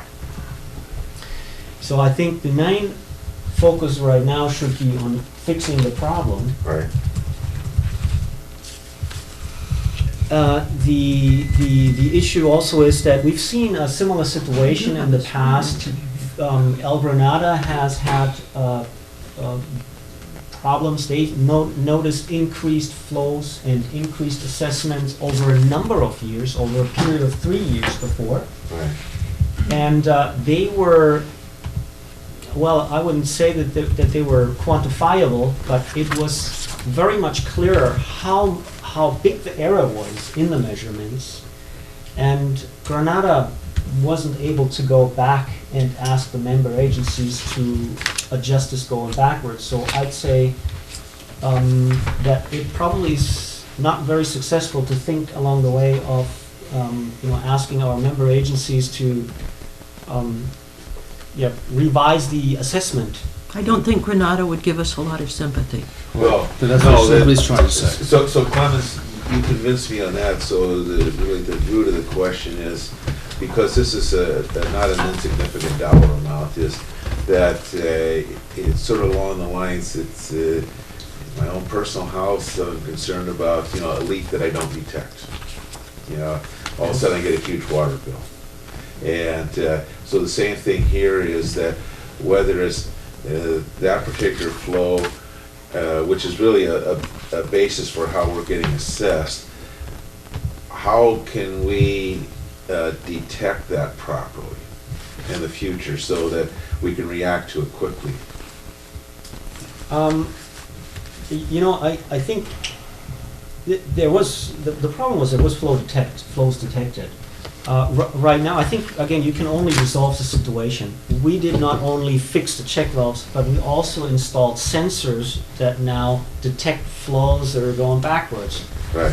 So that's, for example, a measure that, ensures that we're not going to see this situation in the future anymore. Okay, so that's already in place then? That's already, in the Montara station, that's in place. Okay. Right. And that's, in your estimation, reliable detection mechanism?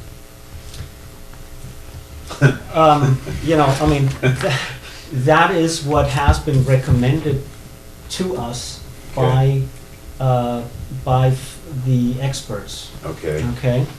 But I also wanted to point out that our increased flow has a second source, and that was the December storm. Yeah. The December storm was very significant in the Montara area, and much less significant in the Half Moon Bay area. Right. And we have actually a pretty tight sewer system. So our inflow and infiltration into the sewer system is usually much less than we observe it for other agencies. So if we see rain, we don't see the flows increase by much. You always see a little bit inflow and infiltration going into the sewer system, but usually it's not much. This December storm was very different. It was a 30-minute flooding of the entire area. And that has, these 30 minutes really contributed quite a bit to our overall flows over the entire year. Because we really saw standing water throughout the system, and every manhole was covered with water and water pouring into the system. And we had, Pippin was walking the system, I think it was a day after this storm, and you still observed significant infiltration. It's a problem that we really don't see with a usual 1 inch rainfall or so, right? We had, I think it was 6 inches, and that was pretty much all in 30 minutes. I'm wondering, just for the sake of our discussion, though, that we might, this is the budget discussion, which these have ramifications, but it really gets back down to the budget. I think my question is to you two, because you guys have been watching and monitoring and obviously approved it in your, it seems to me like we should have a 6-month review with the new managers coming in. Oh, yeah. But what you're really recommending is, it doesn't look like there's going to be the capacity to do any more work on this budget from Sam is probably very limited. Yep. So I would recommend we go ahead and approve it, but with the idea that we would have a representation of the budget to us after the manager's been in place for 3 months or so. I don't have to have it in the motion, but I would like to have it noted in, which I think would just be good due diligence. Yeah, no, well, certainly with that understanding. That would be my thoughts on Good, this. that's certainly what we're recommending. With the change in management, it's always good to make sure we recalibrate, but it's also, I mean, this is basically a hold-fast budget from last year with the modifications that have been called out. The moving ahead on recycled water, it's never been a better time to go out there and try to get some grant funding to do that, but we've also identified a project that we can get done and largely, I believe, self-fund because we have someone who needs and wants the water, has talked and thought through the economics of the situation. So going out for grant funding is a way to make it even easier to do that and possibly more than just what that one customer needs. But that one customer is the golf courses and their needs are real. We will have real economic benefit for them. We'll have real benefit for Coastside County Water District and the people of that district because it will ease up demand on the potable water supply and allow them a little more flexibility so they're not quite as constrained and at the mercy of the Hetch-Hetchy situation. Anything to give them a little bit of breathing room is a good thing for them. So that's kind of the big thing here, and the money that we have in the budget. And we haven't approved spending it, but we're budgeting for it. Is all intended and is called out in the budget to be reimbursable by the people that we sell the water to. So it's fronting some money to get things going, but it is definitely that time. And we've put a lot of time into recycled water before to get ready, and now the economics of the situation look right. So that's my comments on it. I support the budget as it is. I do think that we do need to circle back and take a look at it again in a few months and commit to driving for that. Clemens, this is the same budget that the SAM board sent to the agencies. There have been no changes. Well, this is the second one. This is the last. No, but since last week. Yes, this is the one that you've seen last week at the SAM board meeting. Thank you. So we're recommending adoption. Yes. Okay, I'll make the motion. All right. Thank you, Bill. I'll second. Yeah, with the proviso that we put in our footnotes that, of course, we have the review in 3 months after the manager's hired. Yeah. And I would, after the roll call, please. And I think we have two roll calls. Just for clarity, I mean, we're recommending right now a review 6 months after the budget goes into effect. Either way would be fine. Okay. I mean, we can always bring it forward. I hedge because we never know how long it's going to take to hire. 6 months after the budget's approved is fine. Yeah. And, okay, good. And I think we have 2 roll calls, so we might as well just Yep. do it in order. So, let's take that as a move in a second for the first resolution, the resolution of the Montara Water and Sanitary District approving and adopting sewer authority mid-coastside budget dated May 26, 2015 for collection contract services for fiscal year 2015-2016. Let's do that with a roll call, please. Director Sader Carter? Yes. Director Harvey? Yes. Director Boyd? Yes. Director Wilson? Yes. Director Huber? This is on collections only. This is collection contract Yes. services. Yes. Okay. So by a vote of 5-0, that motion passes. Can I have a motion for the resolution next? But just one more time, what is that second resolution? It is the resolution, I'm going to make you start bringing the chocolate. Resolution of the Montara Water and Sanitary District consenting to approval by Sewer Authority mid-coastside of its general budget dated May 26, 2015 for fiscal year 2015-2016 and its capitalized maintenance budget dated May 26, 2015. That's it. Yeah. Thought you might want to. The All right. operations. Speed reading. Who gave us the second on that? Speed talking like those. Who made the motion? Dwight made the motion. I'll give you Oh, this. I'll give you the second, Yeah. and then I'd like some discussion. Okay. Board discussion, please. Thank you.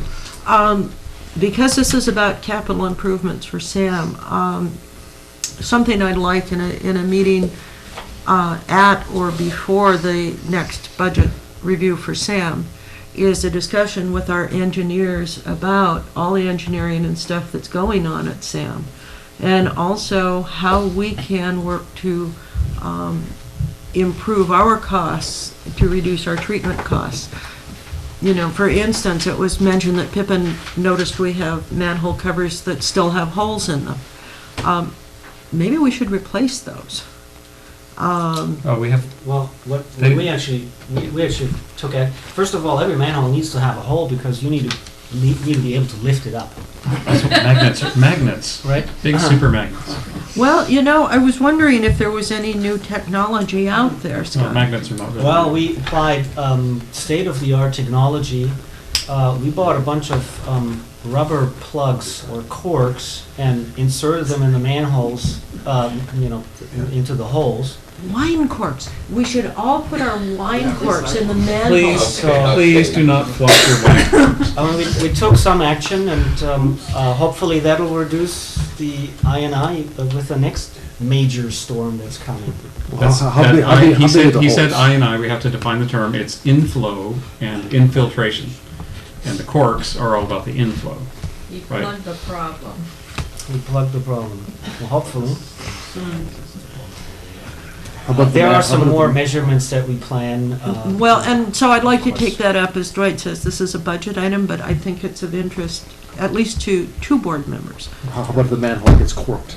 At least to two board members. I said at least two, I How know. many years have I been talking about things that we can do? All right, to, move three, beyond the current? at least three. Let me just put on the record. Pull up my sleeves here. Children. So, I was listening to the radio on the drive up here, Unbelievable. and they talked about things you do when you get home, and things you do, like maybe after you work out, you shower, and then you're gonna cook, you're gonna wash the dishes, maybe you're gonna go to the bathroom. All of these things use water in the states in this drought. Let me just observe, there are places that don't use water for their sewage. It's just something we've always done. It is the Greeks introduced this. You just flow water past, and look, it just all goes away. It's just magical, and as long as you've got plenty of water and it's flowing all the time, it's just out of sight, out of mind, right? It's a wonderful way to go, but our state is too populated to treat that as the simple, just let it flow kind of thing. But there are places where they don't flush with water. There are ways, short of that, to use a lot less water than we do for what we're using. One of our most precious resources for one of the most, we don't even like to talk about it, right? And we're here at a sewer board meeting. It's an interesting juxtaposition, and so for years, several of us have been talking about what are the next ways to get there. So we do a lot of things to tighten up and to conserve and reduce and all that, but we also think about bigger things. And it's not something that we can just snap our fingers and do, but we've been having these discussions for some time, and we really are looking for, taking things to the next step if there's a good next step for us to go to. And this community is probably the one that, if there's a good thing to do, will probably be one of the first to go and do it. So at a future board meeting, we can have more discussion. So, yes, composting is one way, incinerating toilets is another. Reroute your gravel money. Yes, there are many things that can be done too. But it's, Oh, but after the we thing that vote we're on talking this, I about have a is comment. what flows all the, we actually have to pump everything. We have to use PG&E electricity and motors and all to pump things 7 miles away. We used to treat it right here. It cost a lot more to send it down there. All right. Catherine threw down the gauntlet. I just couldn't let that go. Are we ready to act on this? I hear Dwight making a motion, is that no, correct? we already have a We already have a motion. motion. Oh, we And have a the second. motion. All right. Any further discussion? Can we have a roll call, please? Director Slater-Carter. Yes. Director Harvey. Aye. Director Boyd. Aye. Director Wilson. Aye. Director Huber. I hate to say this, but this whole conversation, what are we voting on now? This is on the Operations. Okay, yes. general budget and capital as maintenance budget. All right, by a vote of 5-0, the motion passes. Okay. Just an interjection, because there was a comment, this is not on the agenda, but that's okay, I'll make it really fast. The county still has not created an ordinance that allows people to use gray water. Please call Don Horsley or Public Health or Planning to put some pressure on them. Because that question was asked and reported to me just recently, and I'm appalled. The state made it legal 2 years ago. If I could clarify, it was actually legal in 1976. Thank you. It's my understanding that there was actually a law passed that now supersedes whatever has the county in place and allows for the language of the Unified Plumbing Code to be essentially, the law here in San Mateo County, and that means that you can get gray water systems permitted in San Mateo County. Could we get that As an agendized Yes, and as an we informational had item? that Pippin? agendized about 2 years ago when this change was brand new. Right. So you can now, I think the easiest system, a laundry to landscape system, is allowed and should be permitted in San Mateo County. Only regarding landscape, or can you reroute your gray water to use as your toilet water? You can, but that requires major construction because it requires dual plumbing. So for new home construction, that would be something that I recommend considering, but Unless you It's gonna- carry buckets, which you can. it's gonna be a lot of money to replumb your house with dual plumbing. You will also have to put a backflow prevention device, and that's what we would require then immediately.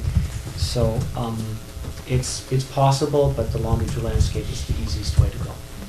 And I think more people are more interested now in instituting a gray water system if they can because of the drought. Good, so when we have it on the agenda, will you please tell people? If I come. Thank you. Okay. New business item 1, review and possible action concerning adoption of proposed PARS pension plan. And I have 2 speaker slips on this.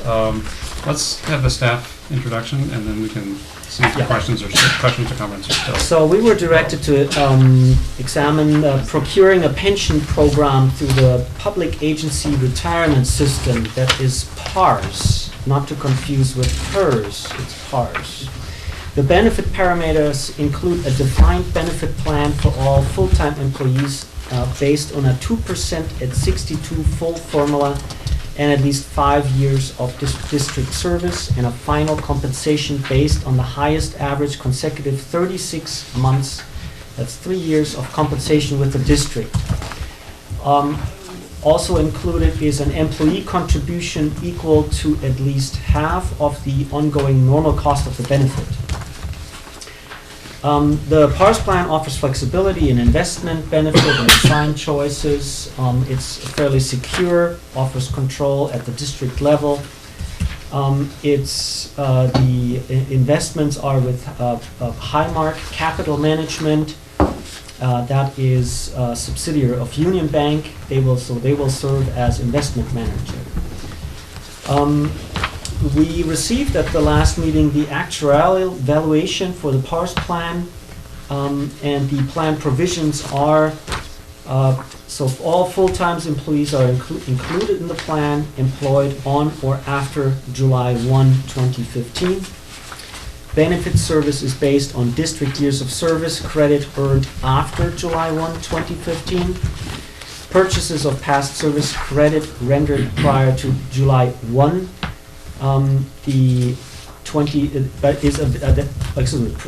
So credit service rendered prior to July 1 is available, but must be paid for by the employee in full. Vesting service is 5 years of district service.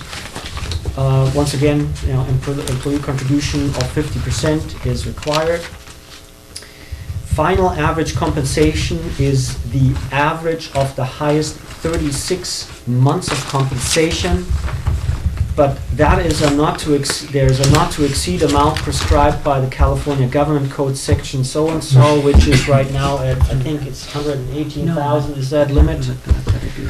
Employees are eligible for benefits upon meeting the minimum age of 62, completing 5 years of service with the district. no disability benefit under this plan other than the return of the employee contribution with the 3% interest rate per year. The plan provides a pre-retirement death benefit to spouses or registered domestic partners of the employees who met the age and service condition for retirement. Employees who terminate employment with the district but do not meet vesting requirements will receive a refund of their contribution with 3% interest. The plan is a life-only annuity, and the plan payment will increase by 2% annually for cost of living. So these are the highlights. We had a pretty extensive presentation at the last board meeting. We also, so recommendation right now is to adopt the Public Agency Retirement System PARS Defined Benefit Plan resolution, and we now actually have a new resolution attached. So it's we had it's the second page. The two resolutions. We asked for the resolution of the Montara Water Sanitary District approving and adopting Public Agency Retirement System Trust and Defined Benefit Plan and appointing General Manager as Plan Administrator.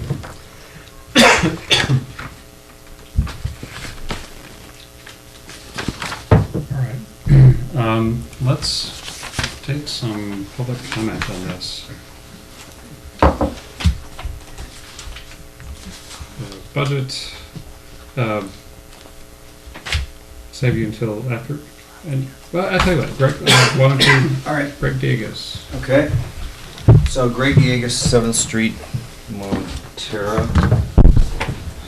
I first heard about this issue at the last meeting. I have a background in financial services, as well as some other stuff. Specialties and things like risk management, capital adequacy, worked in banking and mutual funds for half my career.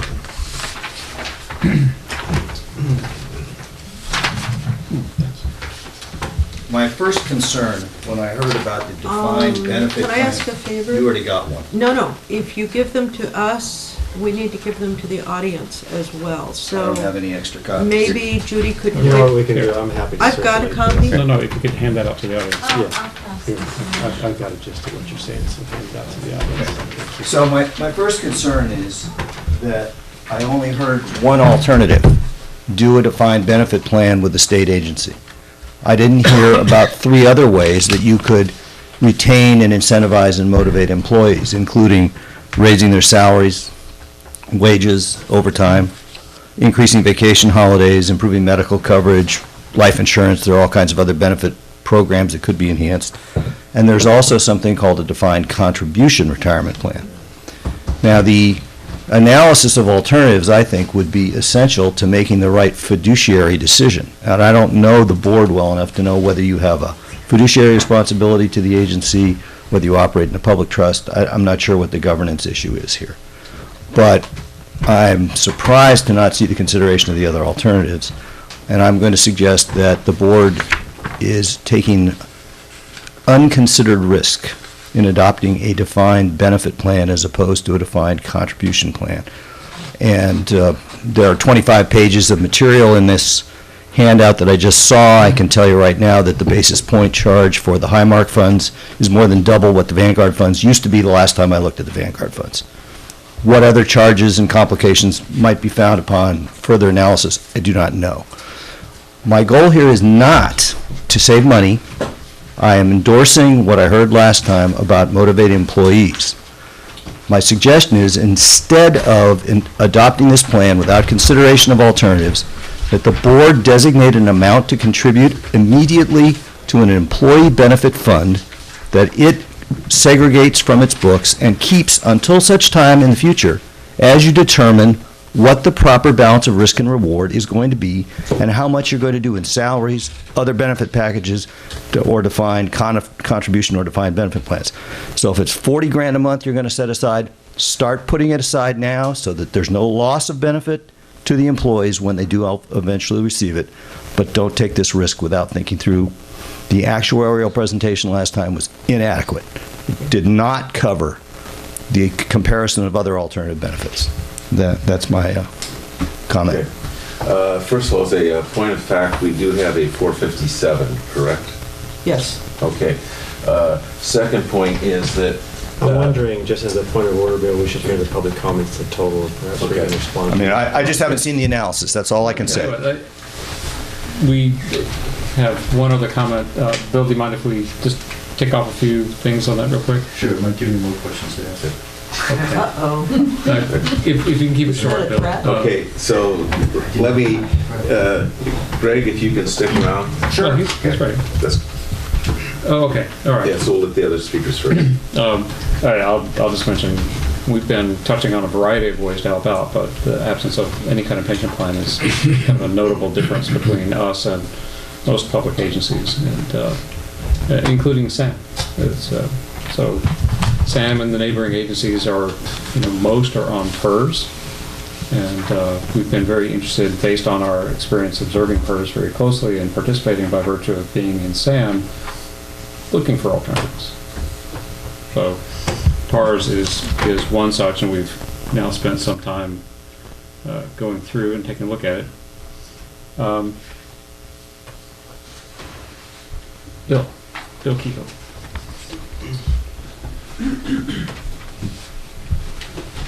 Okay, on my speech. Actually, I think Greg raised a lot of good questions here.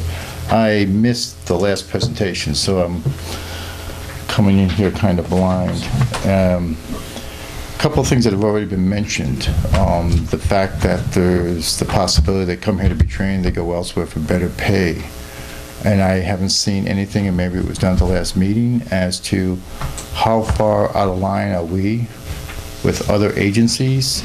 And with those other agencies, are they average? Are they above average? I have no kind of metric here to figure out what we're getting on the hook for. I am not into the benefits package stuff, so I heard Clemens say that employees contribute 50%, and I'm assuming that that's any amount of their salary, and then the other 50% is matched by the district. Is that what I'm understanding here? I'm not quite sure. Right, that's correct. And that's also up to a maximum of, I believe I saw in the document, 117K and some change. Right. Okay. And then the average of the highest 36 months, does that include just the salary, or is that salary, overtime, bonuses, any other kind of financial? And well, first, let me know, is that what I'm hearing here, or is it just the salary? Total compensation. So that would include overtime, bonuses, and anything else. So with other districts, with these kind of contribution plans, what ends up happening is they become unsustainable. They get to a point where you basically end up paying twice the labor cost as your retirement group grows. And this is going to go out until they die, and they're going to live for probably at least 30 years beyond the 62 age here. So you're putting the district on the hook for a huge amount of money. This is the big scare we have right now with the Coastside Fire Protection District and the huge unfunded liability that they have down there. So we know it doesn't work. So why would we be considering this, is my question. I'm not saying that employees don't deserve a livable wage and good benefits, and I would fight for that, but the district has to be able to sustain this over time, or otherwise we're going to end up where especially seniors on fixed income won't be able to afford the water because the rates have to keep going up to cover those kind of costs. Again, I only was able to scan this when I came in here. I couldn't get them ahead of time. One little nit, well, actually two. There was no A in the staff guide. You started off with letter B. I'm just assuming that was just a misnumbering and that there isn't something missing there that I didn't see. There was no item A. It's on the previous page. Oh, okay, I'm sorry. I was looking too quickly. All full-time Okay. employees are included in the plan, employed on Yep. or after July 1. Fair enough. I glanced through that quickly and went to the other sheet. The 3% for if they pull out before they reach the vesting, the 5-year vesting, thank you. That's a lot higher than I get in my bank account. And I'm thinking, if they're a short-term employee that they can't even last for 5 years, why would you be throwing that at them? I mean, I hate to, that's a nit, I know. We're probably not talking a big chunk of change, If you but look at just on that one the intention is to have higher return on that in the investment. So that's actually, that's a modest return for someone who is no longer with the agency. Something, but not as much as if you stayed. yeah, right? well, as someone who has been in private industry and been paying for my own retirement since the mid-'80s, yeah, that's true. But I'm kind of in the long term doing that. This to me is a short-term account, and I would love if I could get 3% out of the bank for that kind of transaction. So I don't think the district should be doing stuff like that. So.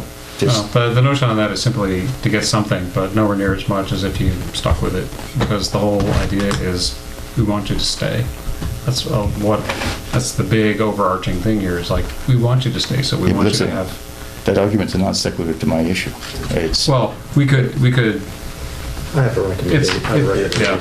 I'd like to, can you just do a summary of this and what the goals, the due diligence that we've been doing? I think would summarize a lot of these in a...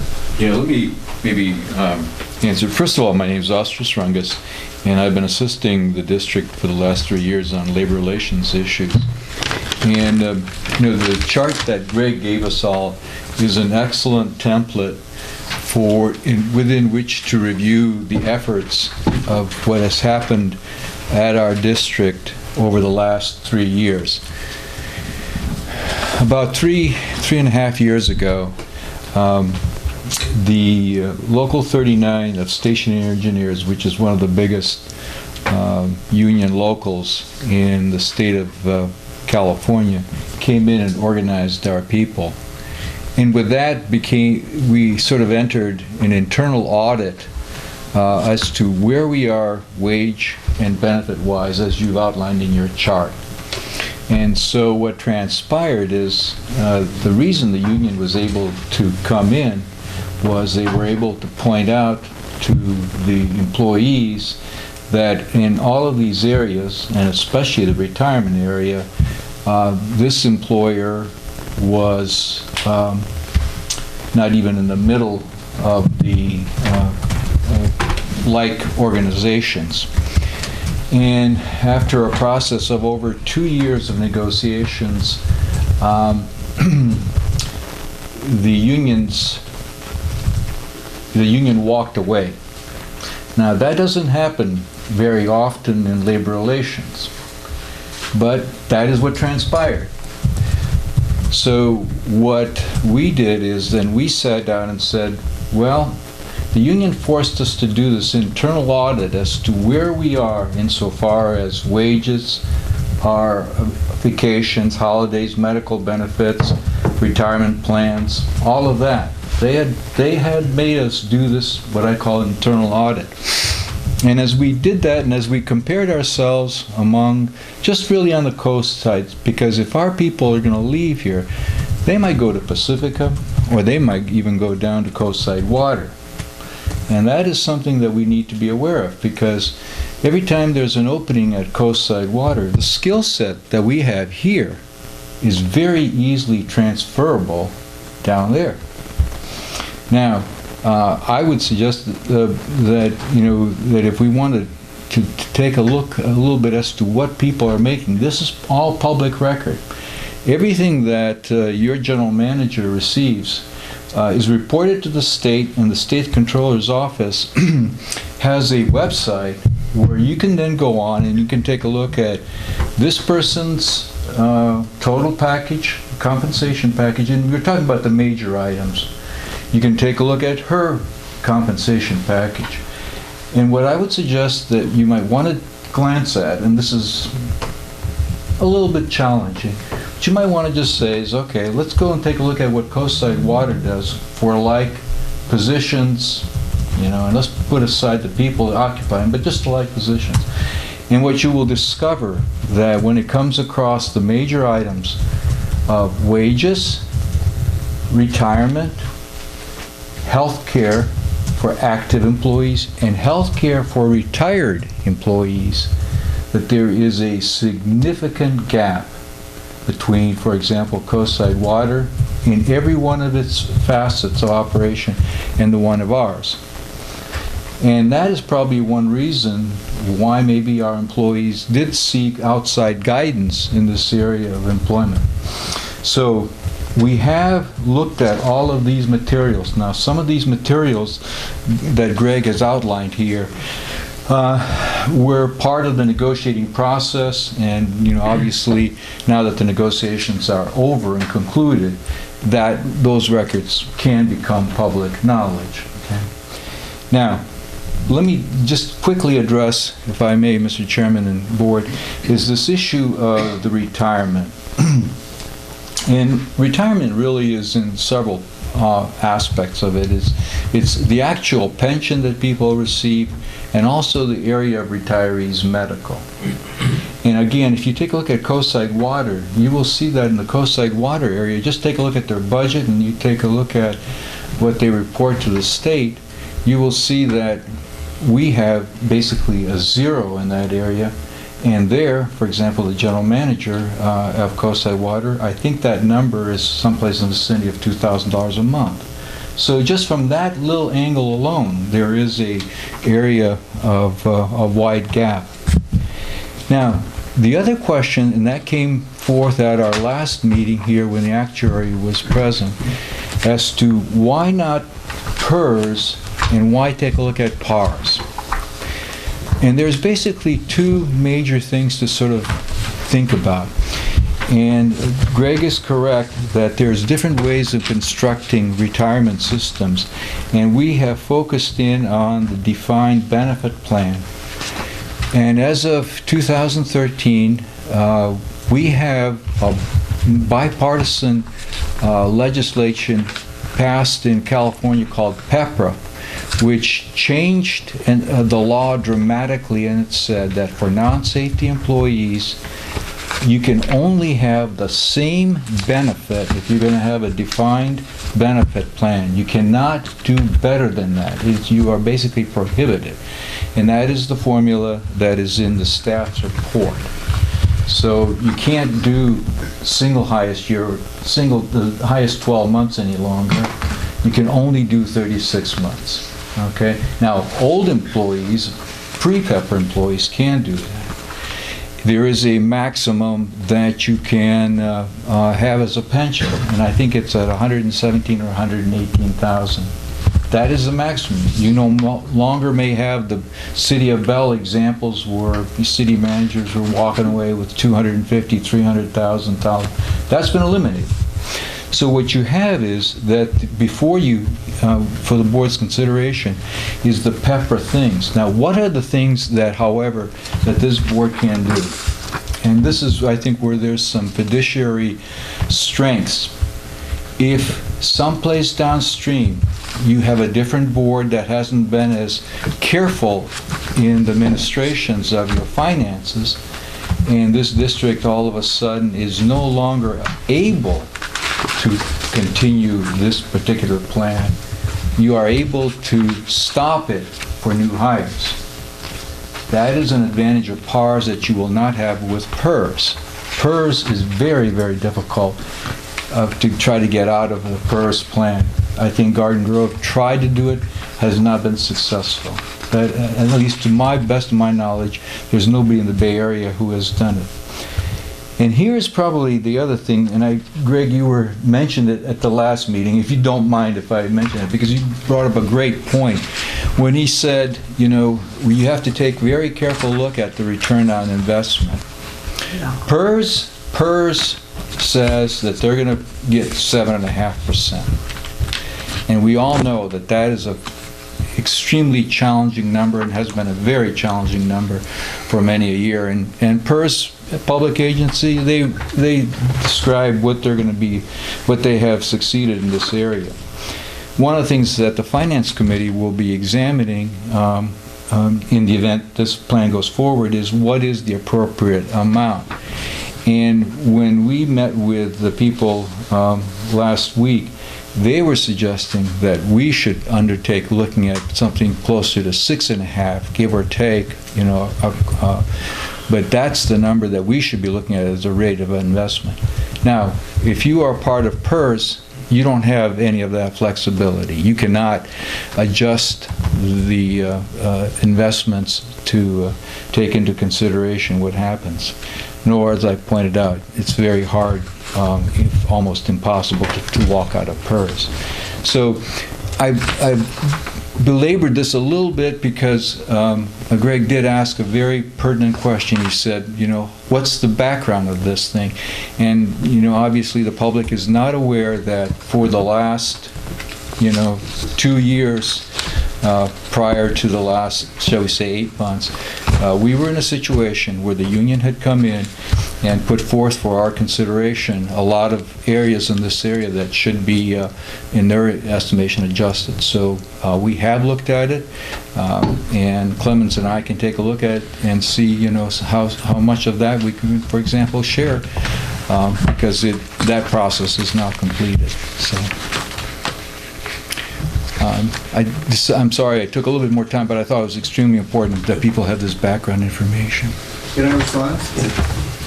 Or is my time over? Briefly. So, thanks for sharing the background, but there are two issues you didn't address. One is the risk of the investment. Why does this board have to take a risk on 6.5% or 7% or 7.5%? Give the employees their money in a retirement plan, let them control the investments.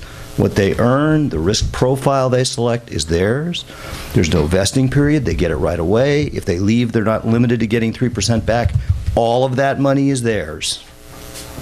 Why does this entity, this small little municipal entity, have to take the financial risk for the rest of time, and the American financial and economic system is going to yield an investment that's stated in a piece of paper?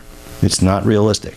And if you know anything about the volatility in the economy and the financial markets, in the last 20 years, we have gone off the charts.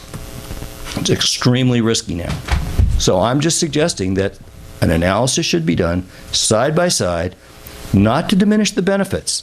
Contribute the same amount of money that you would on the defined contribution plan, but contribute it in a defined Benefit contribution. Contribute the same amount of money in both cases. Run a side-by-side analysis. I'll help.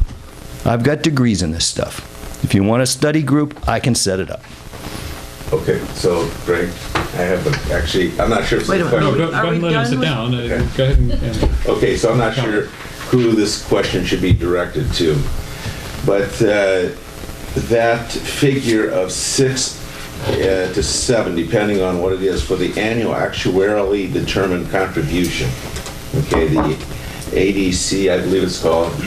Okay, from the best I can tell, that number, what we have to contribute into it, that return, that 6%, 7% return, is based on the fact that you have to have a significant exposure to stocks to get that rate of return. And so that if there is a market correction in which in essence, the principal is diminished, we have to make up that shortfall. Okay, and so, all right, that to me is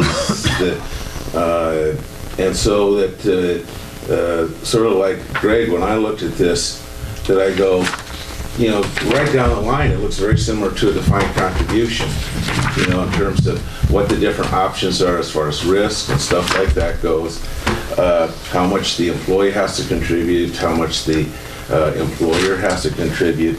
But at the end of the day, it seems like to me the two defining differences are that if we hit a time in which there's going to be a market correction, that will hit the district very hard because of the fact that we have to be able to make all these actuarial numbers work. It will require an investment that has to have a stock component to it. And if there's a market correction there, the principal can go down and we have to make up the shortfall. Is my thinking flawed in that? No, and I think what transpired is when we had the actuary here at the last meeting, she mentioned that those losses and gains are measured over several decades, so it's evened out. There's also one additional thing that is now under PEPRA that's extremely important, is the risk is shared equally between the employers and the employees, because the contribution rate is 50%. That's not true. The risk is not shared equally. The contribution is shared equally, but the risk is borne by the entity offering the pension plan. Thank you, and I was going to interject that, so you could put those as I'll my get words. somebody in here to talk about Okay, this is not a debate. Greg, It's not a debate. We're going to just have one at a time, please. The way the PEPRA mechanism is set up is that if there's a rate increase for the plan, let's say it goes from 14 to 15, then it's 7.5, 7.5, in rough terms. If the rate goes down from 14 to, shall we say, 12, then it's 6 and 6. Okay. The other one is that in a defined contribution scenario, that there again, if you hit a rough patch, you can reduce the contribution. And whereas in the defined benefit, the contribution is fixed through the whole term. So that in the final analysis, that the common perception that a defined benefit, the risk is borne exclusively by the agency, in this case us, providing that pension, whereas in a defined contribution, the risk is really for the individual. But the individual also has the ability to manage their investment for whatever risk level that they see as appropriate versus a risk level that we see as appropriate. We're managing a fund, and they have no control over if we're taking, let's say, a very conservative approach or a very aggressive approach. And so that they may be unhappy saying, geez, we're leaving money on the table,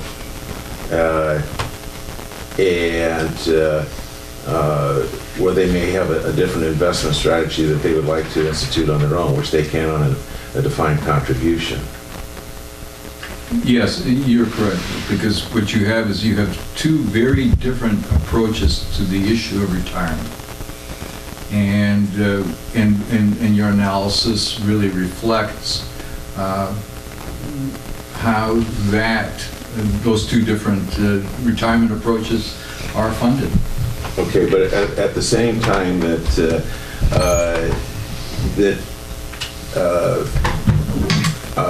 we can contribute just as much into a defined contribution, so that we're properly rewarding employees.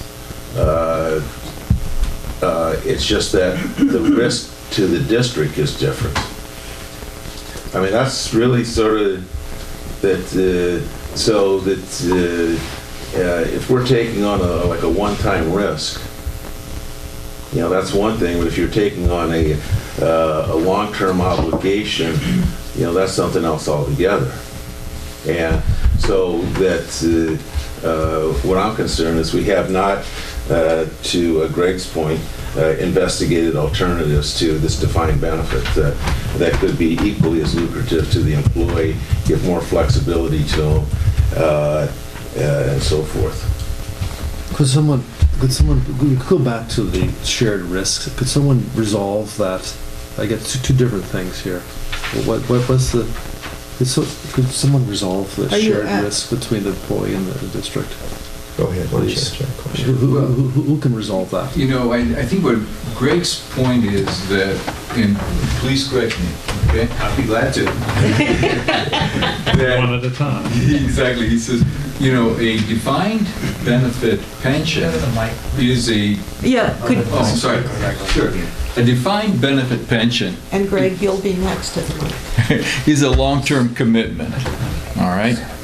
And what we're saying is for the current workforce, we are extending this long-term commitment so that at the end of the person's service, he will know, or she will know, that they have $1,500 per month until the day they die. That's basically it, okay? Versus a defined contribution, which says, at the end of your service for us, whatever monies has been contributed by the employer, and how well you have done insofar as investing those monies, whether it's at 3% or 7%, and however the market has performed, at the end of those 20 years, whatever sum of money you have, let's say it's $250,000, that will then have to take care of your needs for the rest of your life. So it's two different investments, approaches, strategies, whatever you want to say, okay? But don't they sort of merge together if a person on a defined contribution takes a lump sum upon retirement and in the form of a lifetime annuity? If they have that kind of sophistication level, that is one alternative that they can do, right? And if it's $250,000, good luck. Getting all the way through. Right. I mean, you're evaluating, you have two different ways of evaluating the risk, and who takes it on. With a defined benefit, there is more employer risk, because the employer says is, at the end of your career, we will guarantee you that as long as you live, you will have $1,500 a month. I'd like to mention one thing that I'd like to get a comment on, but before I get an answer on that, I'll just give this to you. We already have a defined contribution 457, which is very similar to what most people know as a 401k.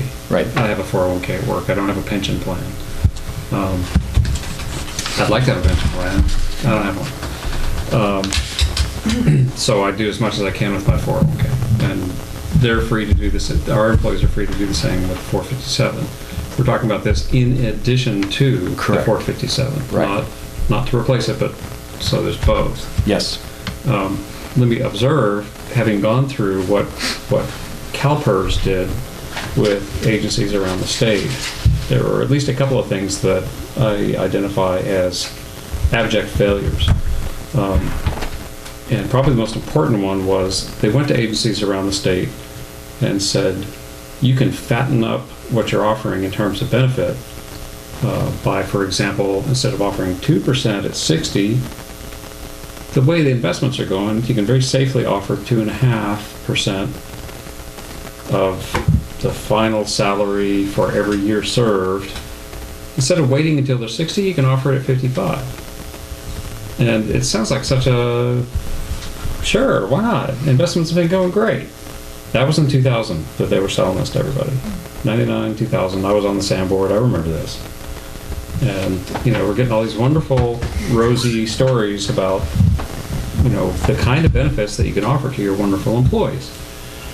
Well, going to 2.5 was bad enough, but backing it up to 55 just ballooned that. And then, of course, we know what happened to the market. And then everybody's realizing that we've got this huge unfunded liability, which now agencies have to report what's your current unfunded liability. I think we've got some interesting questions raised here, but we are not looking at 2.5 and 55. We're not looking at the kind of thinking, muddled, wrong-headed thinking that we saw lead to the true financial crisis that the CalPERS evangelism, brought upon the state. A lot of people bought what they were selling, and so it's not like we're unaware of some of these things. I don't mind looking at some comparisons, but I did want to ask Osters, is this an ordinary thing that agencies around the state are doing both? And the the defined benefit that we're looking at, how does that compare to the kind of things that other agencies are already doing? Yeah, and Scott, that is a very good question. And again, as I mentioned, that state controller's site where all the wages and benefits of everybody in that particular organization are listed, can show it to you. And again, the reason I'm mentioning COSITE is I'd heard them earlier today mentioned in one of the other presentations, and I have a little bit of familiarity with them. And there, for example, they do also have the deferred comp aspect of it, but they've also got the old PERS retirement formulas that you're talking about, as well as a very, very solid reward package when it comes to wages, and especially health insurance, and especially retirees medical. And like I said, one of the concerns that I would have, and here's the other thing that I want to point out, I think, is Montara in many ways has really in the last 10 years evolved into sort of a jewel when it comes as a place to live. You have a wonderful location, not only next to the ocean, but you're just a hop, skip, and jump away from downtown San Francisco, as well as Palo Alto. Well, don't tell everybody. Well, but what it means is now that this is one of your most essential safety services, is to have a adequate water and sewer thing. And so you want to make sure that this one aspect of your community is well taken care of, and that the workforce here does not leave us. Now, we can't hold back somebody. You know, if East Bay Mud comes and wants your general manager to leave, you're not going to be outbidding East Bay Mud. I can tell you that. We represent East Bay Mud. You're not going to outbid East Bay Mud, but you just want to make the decision difficult. No, we don't have, to make it clear, we don't have medical. Retirees medical. We don't have any medical benefits. We do have active medical, but not retirees medical. No retirees. No retired medical. And so we have no retirees medical at this point. Other districts have that. Yeah. And and let me just ask one more question about Social Security. PERS or PARS does not affect Social No, that's Security. a separate. Yeah. Now here's one of the things too. And there's a lot of debate going on about Social Security in the public sector. I'd say the vast majority of public sector agencies are not in Social Security. Okay. That was a decision that those agencies made some decades ago. Whether it's right or wrong, that was a decision that was made by previous policymakers. There is no way that we can leave Social Security if we even wanted it to. So while it's a cost of doing business, there's also a benefit. However, that benefit also comes in play when you retire. When you have a public pension, Social Security will take a chunk out of it, will reduce its pension if you have Social Security. Say that again. Yeah, if you are in PERS, for example, and you are also in Social Security, like the city of Colma has it. Okay. And if you retire from Colma, and if you are in Social Security and you get a PERS benefit, what happens is PERS reduces the pension a little bit because you are in Social Security. Does that apply to PARS also? Yes, they would. Yes. PARS also. Yeah, because that's controlled by PEPRA, the public. Okay, so PARS would. Yeah, there would be a reduction. Does Coast County have Social Security? No, I don't think they do. Does North Coast County? I don't know about North Coast. Yeah. Okay. Catherine. About the history of this, Paul and I and others started speaking against defined benefit plans and early retirement ages when it was going on. And so we weren't real surprised when the public agencies started going, gosh, we've got this issue. They'll never say we made a mistake, of course. Now, retiree medical is an interesting thing. We're talking about relatively young men and, or women if we had a woman on our crew that was young, but in any event. So at 65, you're enrolled into Medicare whether you want it or not. So that has some effect, I believe, on what happens to retiree medical. And in fact, unless those terrible Republicans do something to, like, getting rid of Obamacare, people with really good retiree medical are going to be paying very high taxes on their accelerated levels of medical care. So I think this is an interesting question that maybe I'd like for us to look at a little bit more. But I'm curious, why did we do 2% at 62 and not 2% at 66? Medicare for people born roughly after 1960 or later starts at age 67. So why are we doing 62 instead of 66 or 65? There's a huge, and I'm not a mathematician, I'm not an financial specialist, but I know there's a huge difference there in the long run. So we've got this plan now, but I was looking at, and I'll stop at this question, I have a whole list more, but just to get them done one at a time. I was looking at the PARS website, and nowhere have I seen that I can recall, and it might just be my real bad memory. PARS offers both a defined benefit and a defined contribution plan. Which one are we looking at? There's two questions. We're looking at the defined benefit plan at this point in time. And the other one is you raised one of the fundamental questions that has been debated, that was part of the debate that created PEPRA. The 2% at 62 formula is written into the law, and all new public employees as of 1/1/13, that is the non-safety employees. Right. That is the only formula that they can get. Okay. That's the formula. That answers my question. Now, let me make a little modification here, because your personnel committee did examine this issue. And they said, okay, then for the current workforce, because this is the current workforce that would be leaving, if they were to leave. If they were to leave and go to another public agency, that would be their formula, 2% at 62. However, your personnel committee also reserved this board the opportunity, by going to PARS, that if in the future we need to go to a different formula, like one that you just outlined, Catherine, under PARS you can do it. Under PERS, you cannot. Okay, so we're not looking at PERS.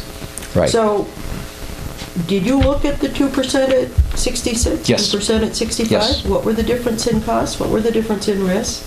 Well, the difference in risks is in two parts. If you're going to a defined benefit plan, then it's like he suggested. The risk is that you are promising a benefit that's going to be there in 15, 20 years. Okay. The cost is less to go to a 2% at 66 or 67 formula, whatever else not. He could only give us a rough idea, okay, because it would require an actuarial of a potential workforce. And at this point in time, we saw, right now, we'd take a look at the 2% at 62, which is what everybody else getting. But we did reserve the right for this board, or your colleagues in the future, if they wanted to make that choice. Thank you. I did want to retire from here at some point. Okay. So we're talking about a defined benefit plan. I have some real serious reservations at the interest rates that have been projected here. And I would like to find out more about a defined contribution plan, at the very least. I, as well as Greg, and I promise we weren't even exchanging emails or chatting about this. But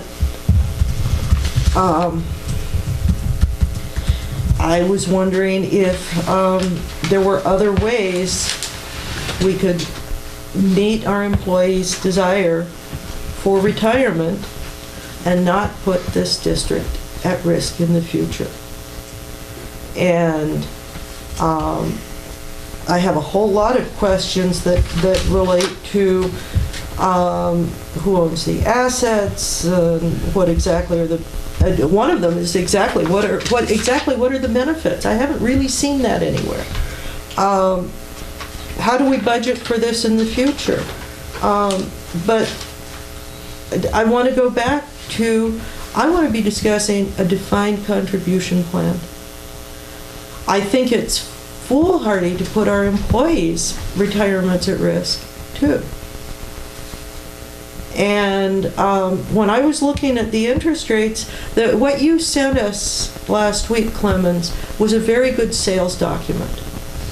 It didn't answer my questions. It didn't even come close to answering my questions.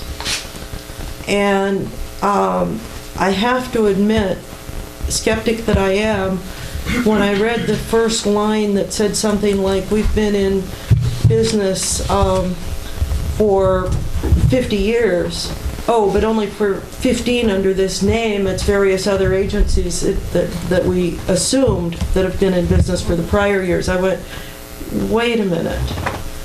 This sounds like a good sales job to me. Maybe like one of the guys who comes by my house trying to sell me water treatment systems, of whom I'm very skeptical. So I agree with Greg. I'd like to be putting money away to retroactively fund whatever we decide on. I believe in retirement benefits for our employees, but I'm very uncomfortable with the level of risk right now. And talking to an actuary is nice, but for instance, this Highmark, are they the only ones we get to talk to about investment? Are there others? Can we be talking to Schwab or other Fidelity or other agencies? I looked at the 0.36 management fee and I was going, that seemed a little high to me. And those fees come off the top, so you have to make that up in interest rates. And then I was looking at their prospective investment plans, and they're 60 to 70% in equities and stocks, and 0 to 20% in cash. Well, right now, cash is not getting a whole lot. You're paying a bigger management fee on the cash portion of your equity than you're getting in interest. So I'm not very smart at investing in stuff, but this is stuff that me, as I said, a social science major, managed to put together, and so I'd like to see more for this district, because I didn't work as hard as everyone else in this community to make a water district to serve ours. And I do want to say one more thing, and then I'll be done, but that is, we do live in a fabulous place. And our housing prices are going out of sight. But that makes it even tougher for the new families with the young kids to afford to live here, because their house payments and their insurance rates are outrageous. And then we've got the people, like others in this room, who live in $1 million homes, and when they bought them when they were really expensive at $150,000. And they are on Social Security on whatever they put together for their retirement. And we have to work to keep their costs in line too. So because this is such a fabulous place, it's actually tougher on people to live here than if you were in Stockton and driving into work here. So again, I would like to see more on other options, other ways we can meet the retirement needs of our employees. And again, I like Greg's idea of starting a fund that we're putting money into it so we can fully fund it retroactively. Dwight? Okay, so just like we trusted a committee, the Finance Committee, to vet this information in detail, Jim and I have met, I think, 3 or 4 different times to look at this whole issue, including all the questions you've asked. And remember, if you look at, I mean, we're really into a philosophical argument about one plan versus the other. But in the due diligence of this whole issue, we're looking at a benefit package that when you look at the cost of this district in relative terms, it is relatively low. It is capped by the annual evaluation of how the fund performs, and there's lots of safeguards in keeping costs under control in this. And when you look at the biggest risk that we have right now to this agent, to this utility, it's our employees leaving. Point blank, end of discussion. That is our biggest risk. And you know, for all the good work this agency has done, it could go away in a matter of poof. And if any of you have looked at the way the cost of living going up, looking at the minimum wage issues, looking at the entire pressure on the typical workforce, it is exponentially going higher for reasons we've talked about. The cost of this in relation to our overall budget is, I think we figured to be about $80,000 a year, plus or minus, or remember my numbers correctly.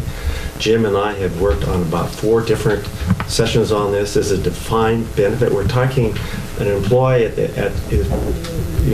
think the maximum reimbursement by the month is about $1,500. We're not talking about a retirement plan that's going to break the bank.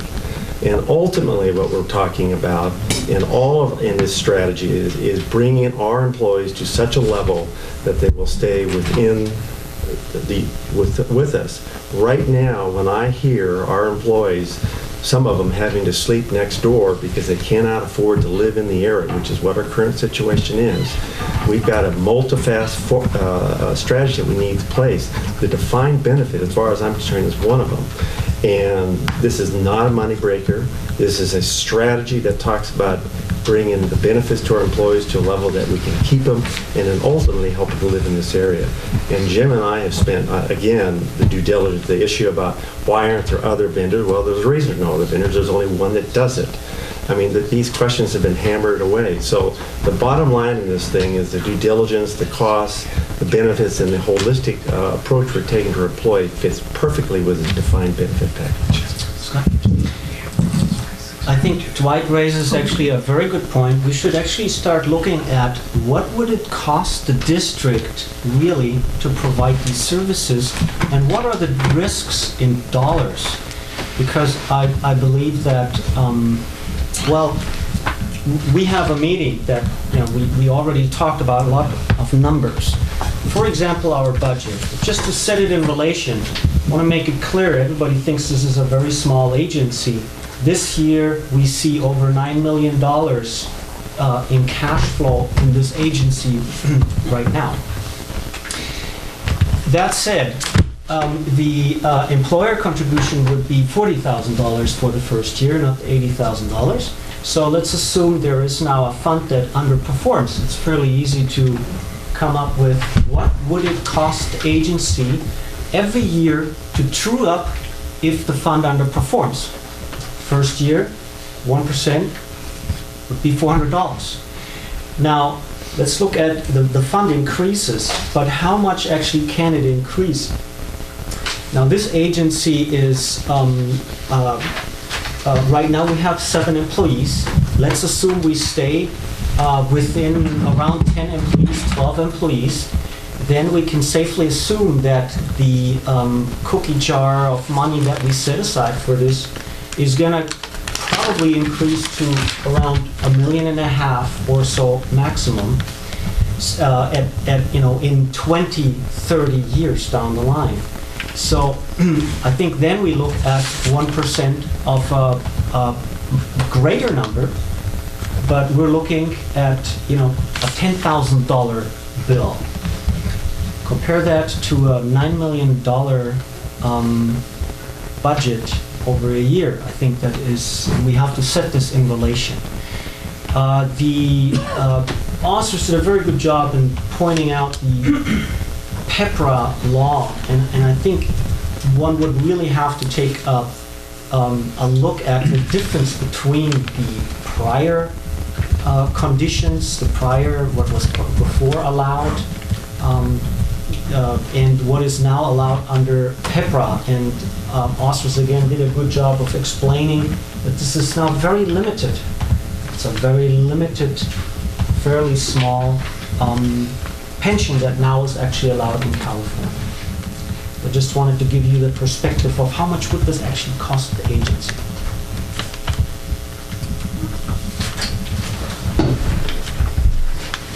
Let's hear from a member of the public. Beverly. Thank you. I'm Beverly Garrity, Montara resident, and I was interested in understanding if you were trying to prevent your employees from seeking employment with other public agencies, in addition to comparing your compensation structure with that of the other public agencies, have you actually spoken with your employees to see what their priorities are regarding salary, medical benefits, retirement plans? A lot of these retirement plans in these other public agencies are dictated by or have been developed because of legislation that has come down over time, that it has a kind of delay to it. So often when you're trying not to lose your employees, you'll just look at what the other employment opportunities are at the time, but that may indeed not be what your employees actually would prefer. So my question for you is, have you solicited input from your employees? I believe Oscars actually pointed to that at the very beginning, that the history, how we ended up to this is fairly clear. And now speaking for the agency, I think there are two sides to it. There are the wishes of the employees, and then there are, of course, also the needs for the agency. And for example, what the agency has to consider right now is, if we lose employees, especially if we lose key employees, how easy are they replaceable? And I think that was I think that was a point that was considered by the Finance Committee and the team that worked on this fairly closely, that there is that the agency has the capability of hiring key employees in case we should lose them. And that has been a real issue for the district in the past. I hope I answered that at least partially. Okay, so in my mind, there's still sort of two unresolved things. One is, what is our risk exposure under the defined benefit plan if we have a stock market correction?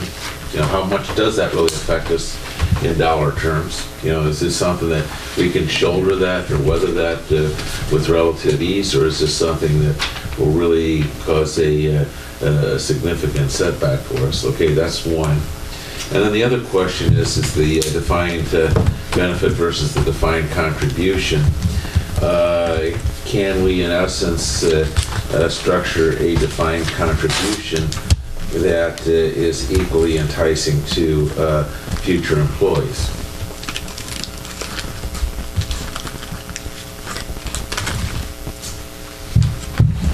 Could you, Ostrus, could you answer that second question? Is there an option there? I think that the reason the defined benefit plan is in the forefront in the public sector is because we are one of the rare organizations that does not have a defined benefit pension plan in the public sector. You know, all, to the best of my knowledge, everybody along this coast has that type of a pension plan. As Scott pointed out, one of the challenges was that in the past those formulas became so expensive that PEPRA was passed.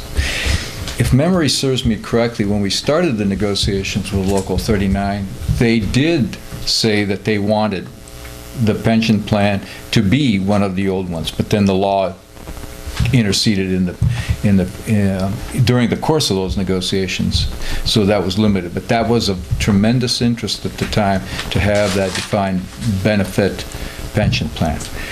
To figure out the risk, and I think Clemens did a quick analysis as to what would happen. The question would be is,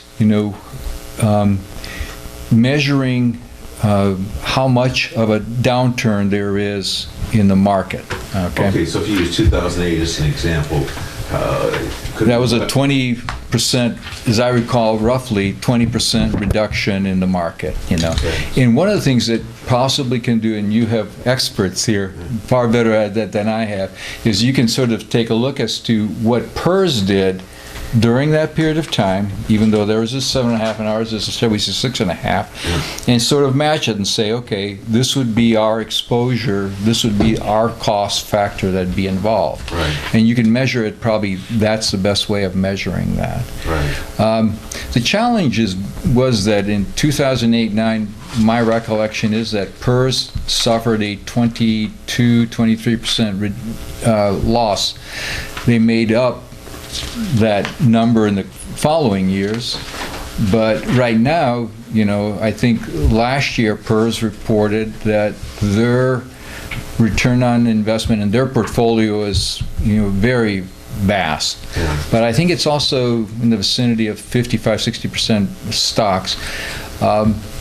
Their return for last year was in the 6% range, something like that. So, those numbers. So that would probably be the best way of measuring it, is taking a look at it from a PERS model. Okay. I'm going to propose a 5-minute recess. We've been all sitting for far too long. Humans aren't healthy sitting this long at one time. So we'll reconvene in roughly 5 minutes. We have a couple of bathrooms. Show off some of our services. No extra charge.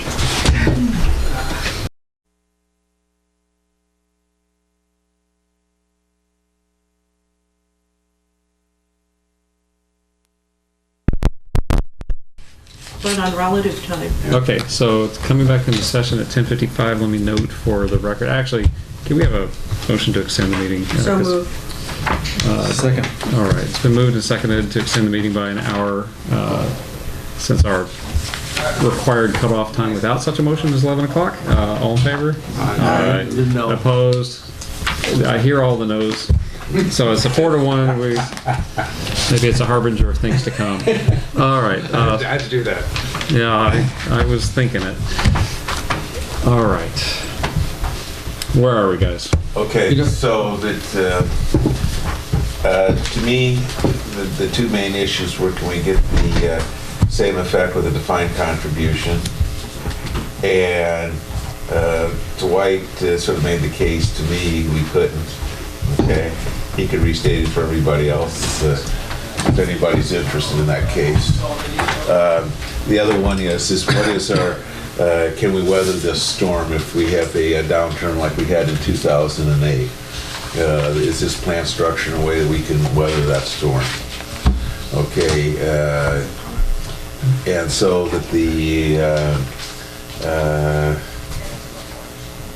if we're making a $40,000 more or less contribution right now, and the market drops 25%, that in rough terms means that we're going to have a shortfall of 25%, more or less.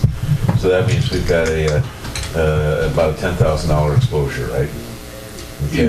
In very rough terms. In very rough terms. I'm sorry, say that again? Okay, we've got an additional payment that we're going to have to make of about $10,000. If what? If the market drops about 25% in a given year, on the basis of 40 to start. Yes. Okay, So Well, that gives enough sense. Hold on, it's supposed to, the 6.5% is over a 30-year lifespan. So if Yeah. you're looking at the numbers that are provided in here, for example, the 2008 downturn is included, of course, in those numbers, because it's a 30-year consideration. Okay. So the 6.5% return that is stated here in Yeah. certain plans, right? Yeah, okay. In the plan, includes a 25% downturn right now. At some point in there. Yeah, 2008. Now, what he was saying, what he's saying is in historical terms. Yeah. Their assumptions are based on the ups and downs. Right. Your question is a little different, which means that if you have a one-year hit and you wanted to fully fund it for that 1 year, at a 25% hit would be a 10,000 liability for that year for the agency. So that's your question. Yeah. Okay. The averaging out over 6.5% does include, because these are historical numbers based on the ups and downs of the economy. Okay, then the second part of this is that, let's say it's a $10,000 hit. Can we write it in that it has to stay fully funded each and every year so that somebody can't kick the ball down the road? That's a policy decision by the board. Okay.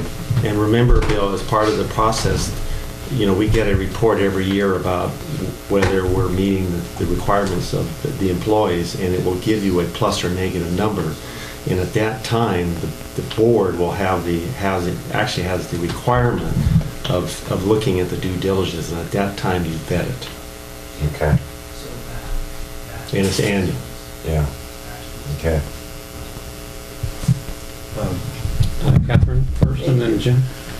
To Dwight's comments, this is a financial, not a philosophical issue. Philosophy, I think we're all agreed on the philosophy of having a good retirement plan for our employees. Some of us are questioning the numbers. Questions perhaps raised in a committee are not asked and not answered in the public view. And I have a strong philosophical and practical point of view that says the public needs to know what's going on.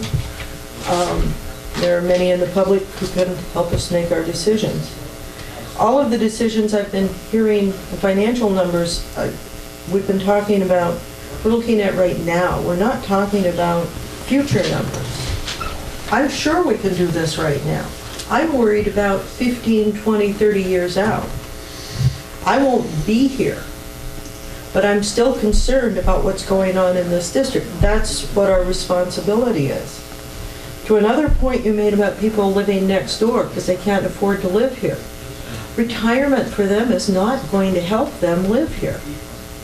Maybe, to Beverly's point, we should be looking at higher salaries and then letting them make the choice how they want to put it in their own retirement or not. Maybe we can find a way. We had a policy, it's still on the books, to help people buy houses.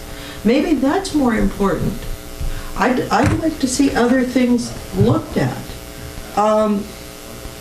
There have been so many news stories about special districts and counties and cities with their unfunded liabilities. The legislation that was passed was to help contain that, but it doesn't prevent it. And so I am still concerned about that. And the numbers we're talking about right now, we're talking about adding employees. If we can't significantly, we manage our costs, you guys, I mean, we have a fabulous employee group. I really liked Greg's idea of us exploring this more, but voting tonight to put aside money, starting with this year's budget, into a fund to show the employees that our full intent is to fund a good retirement plan for them. But to talk to them about what kind of full retirement plan they would like to see. Again, I am on the record for years and years and years as opposing defined benefit plans. I really like defined contribution plans. I haven't seen enough information either from the PARS website or from the sales document. I find it hard to believe that under PARS, there's only one investment broker that we can deal with. That doesn't make any sense to me. That sounds like a monopoly, and if that's the case, then I'm even more concerned. My suggestion is that we put aside money into a fund while we explore this. The fact that the fund would be, and the retirement would, whatever is chosen, would be retroactive to begin on July 1, 2015. But I would like to see a public workshop with lots of questions brought forward by the public tonight, and I'll write my questions down too, vetted and answered in a written document by a financial analyst. And I don't want this to be a regularly scheduled meeting, I want it to be a public workshop, so that we can have an open give and take and discussion with our community who is going to be paying this bill. Okay, I haven't had a chance to comment. So 3 points. One, correct me if I'm wrong on any of these points. So first of all, we're talking about this plan, and it's in the budget along with a possible raise. So we are behind on raises.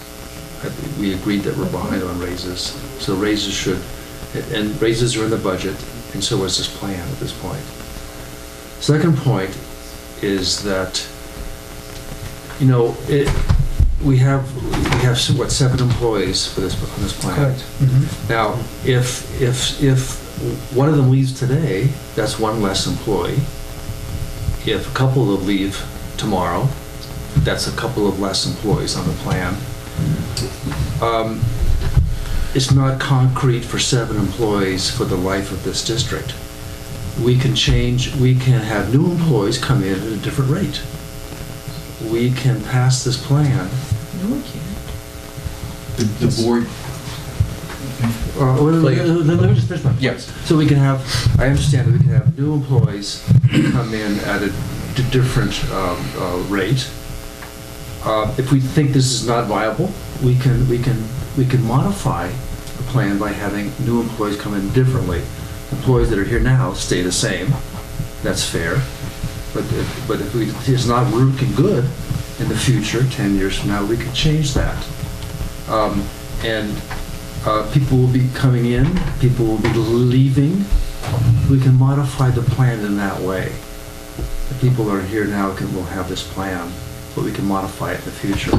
The second thing, the third thing, the last point is that the 7%, the defined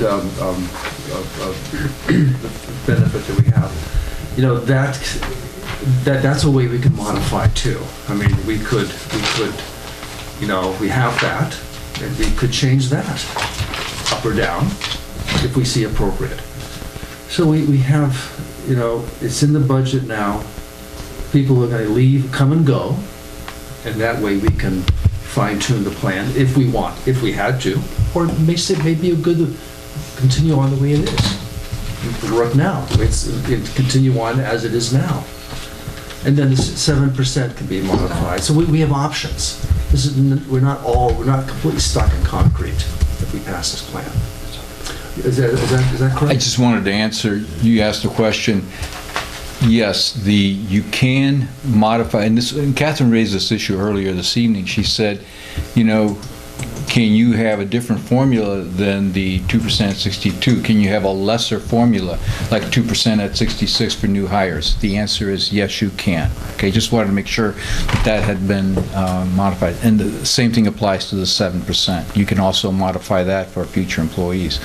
Now, one of the things, too, is remember, now that the union has departed, very candidly, you know, under the law, as counsel pointed out to me, is employees have an individual right under Myers-Milius-Brown to engage in, you know, they have not exercised it, And so far, they've been beholden to the board, but that is also a right that they have. The individual right, what, sorry? To meet and confer individually with the district. But they have not exercised it. They have so far, you know, not either done collectively or so on. Dwight, you haven't? No, I've said my piece. Okay. Catherine? Jim, to your points, this plan is not in the budget. The dollars for a plan are in the budget, and using this as the model for those numbers. But if this plan were in the budget, we would have already had to have approved it. It's just a holding place for those numbers. Lowering rates later is a very serious issue. You end up with very low morale. And it's a problem right now that fire districts are having, and police districts and other districts that have had to change their benefit plans are having. So I think I would rather make a good decision than not. So I have some questions, since it seems to me that this might be passed tonight. I think we need to have these answers. A 0.36% management fee. Are there other management costs in there? Or is the opportunity for other management costs in there? Are there other costs that haven't been mentioned in there? My understanding is that the documents that was shared with the board, that is the cost. That's not a contract. That's a sales document. Yeah, it's... There are hidden fees oftentimes that are in other points of language. This is only one part. There was a second part, which was, as I recall, was going to be in July, when the Finance Committee was going to meet with the investment people to figure out what model they wanted to recommend to the board, insofar as that goes. But the board is making a decision based on 0.36% fees. If we suddenly find later that it's gone up, what are we going to do? That throws the whole financial model into disarray. So the way these things work, these fees, particularly when you start a new plan, are always at their highest peak, because these fees are actually generated by volume of money. That's well and good. You didn't answer my question. No, let me finish. You didn't let me finish either. Okay, so in that document, the fee that they're charging is what they stated in that document. Now, to your point, when we sign the contract, if it changes, then that violates the presentation. But in the present, and we've met with her twice, so the fee structure we're talking about that you read is the fee that company is going to charge to manage that. And the good news in that is that over time, just because these are always volume-based, the way these retirement funds work, whether it's them or anyone else, the more money that's in those accounts, those fees, even though you may have to renegotiate it, will always go down. That wasn't stated in any of what we were given. Who owns the assets? Where are they housed?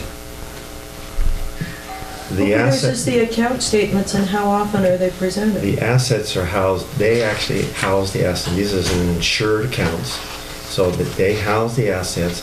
We get monthly statements, and we have an annual due diligence on this. So for instance, at the end of the year, they're going to give us a report that says on the return on investments based on how the investments were done, we will know whether the thing is fully funded or not, or overfunded, underfunded by whatever dollars it says. And then this board, every year, has a due diligence to look at what we want to do with that. For instance, if we have more money than we need, we actually have the discretion to say that we may want to invest less. We may not do that. Or on the other hand, if the returns are less than 6%, they come in at 5%, we'll have a deficiency. And then the question will be is, because remember, these are 30-year actuaries, we may elect to watch it and see what happens. We may elect to fund it, but that discretion will be with this group and no one else. because we'll have the reports. And usually these reports are done no less than quarterly. And often this is online, so you can go in daily if you wish. So accessing this is minimally monthly, almost always online, and you're going to have that annual statement that gives you the plus or minus based on what I presented earlier. Who covers the insurance and what are the limits? I think those are federal these accounts are so highly regulated that they have to have bonding and self-insurance policies, usually through the federal government. I'd like to see more information on that. Insurance is a critical issue.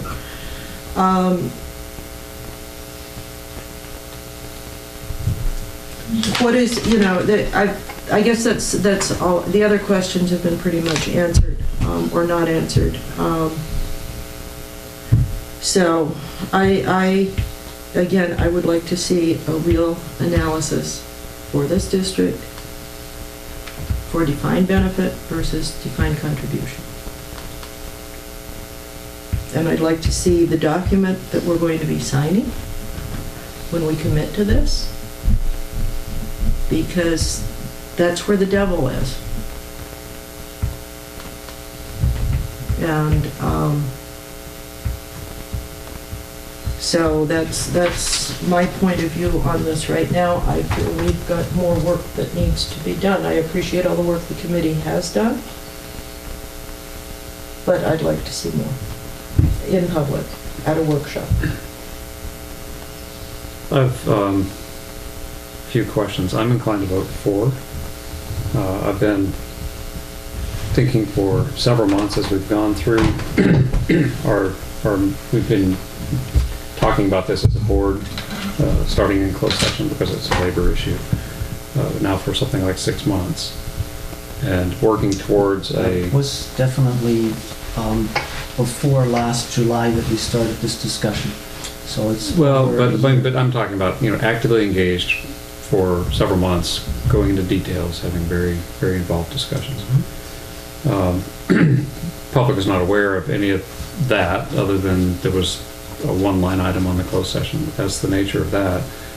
I do have some questions, and there are things where, as we go into this, I want to make sure we get information in front of everybody, so that, like some of the questions Catherine asks, I've got some of the same questions. Is Highmark the only one? Highmark, by the way, in case it's not clear, is a subsidiary of Union Bank.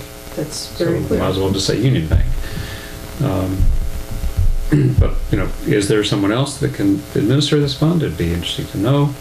I don't know how much I care. I more care about reputationally, how well have they done. I did some Googling around to find out who had problems with PARs. I had trouble coming up with anything, which I think is a good sign.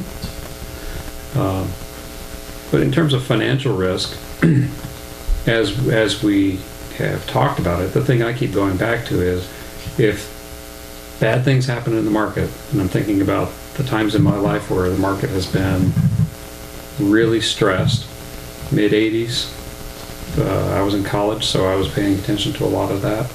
2000, remember that very clearly because I wound up scrabbling to try to find work, and I remember what it was like to sit here at the board and vote on Prop 218 increases while I was unemployed.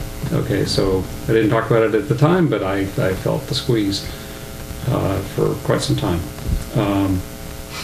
I remember going into 2007 SAM board meetings talking about, and Ostrich was there for some of these, what happens if the bottom falls out of the market? I was the one ringing the bell for that.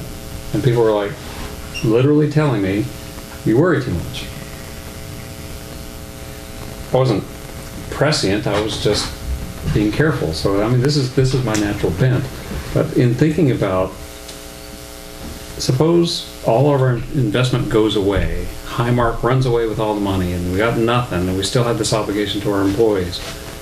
I believe, from what we've seen, we can fund it. I also believe that if something drastically cataclysmic like that happens, we're going to meet and confer and talk about, if we're in an unsustainable situation, how do we come to an agreement to make it something that we can actually fulfill. But if for example, we had 10 people in retirement drawing $1,500 a month, and there was no other way to pay for it because Highmark got carted away by space aliens, we could still cover that. It'd be tight, it'd be tough, but as an agency, you know, we would find a way. So I look at that and go, we are not looking at the fire department's going through. We're not looking at what 2.5 to 55 with retirement medical means to agencies. Retirement medical is huge, and that is not part of this plan. We're looking at something that is designed to provide a cash flow stream to our retirees at a modest rate, depending on how long they've been in service with us. And really important for that is the actuarials, which we were presented in some detail about, you know, we've got 7 employees. If we grow, add a few, looking at how long people are staying with the agency, and we hope that they start staying longer on average. So thinking towards that, we'd like people to stay 10 instead of 5.9 or whatever our number is right now. I know we have a few employees that have been with us for that kind of duration, and I'd like to see that happen more. Turnover, agencies this size are always going to be a training ground for the bigger agencies. It's just the way of the world.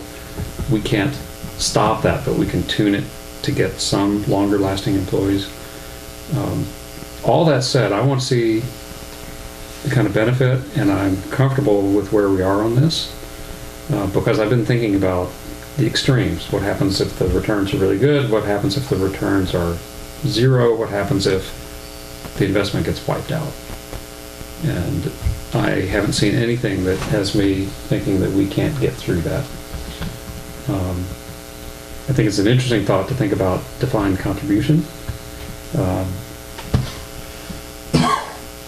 I don't think that's where public agencies are going, even after CalPERS fiasco. I think what I've seen happen there is, and CCWD is an example of this, the new employees are getting 2% at 62, not 2.5 at 55. Right.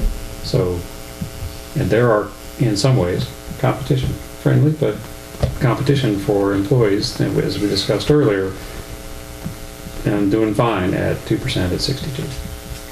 So, like Jim pointed out, if we have to go adjust for new employees to do, you know, to tighten it up and do better risk management because it's turning out to be too expensive, okay with that. So that's my piece on this. So I have a suggestion for the group. It's a bit of a compromise. I'm going to recommend to the chair that we do take a vote on both of these motions. As we know, there is a due diligence on vetting this plan that we need to do. And normally that would be done in a committee and then brought back to a vote for the board. I think as a suggestion to vet these questions, Catherine, that you're raising, and I think are important ones, that we make this a work session instead of just a regularly scheduled, you know, usual regular. And we can agendize it, and we can have all the questions opened, and we can really make this with the idea that we have put the issue of the defined, we're going ahead with the retirement plan. That will be the vote tonight. And the real question we now want to make sure is this being duly vetted with the questions being addressed. And I think we could do it in that form in which Oscar, I would ask that you be part of, and perhaps we would need the lady who came from the actuary. The actuary. And we should schedule that before the next board meeting, which I think we're going to delay to July 9th anyway. So, so what I would like to do is call the question and take a vote on both the motion with that caveat, with the understanding. I would like an investment expert there, not an actuary.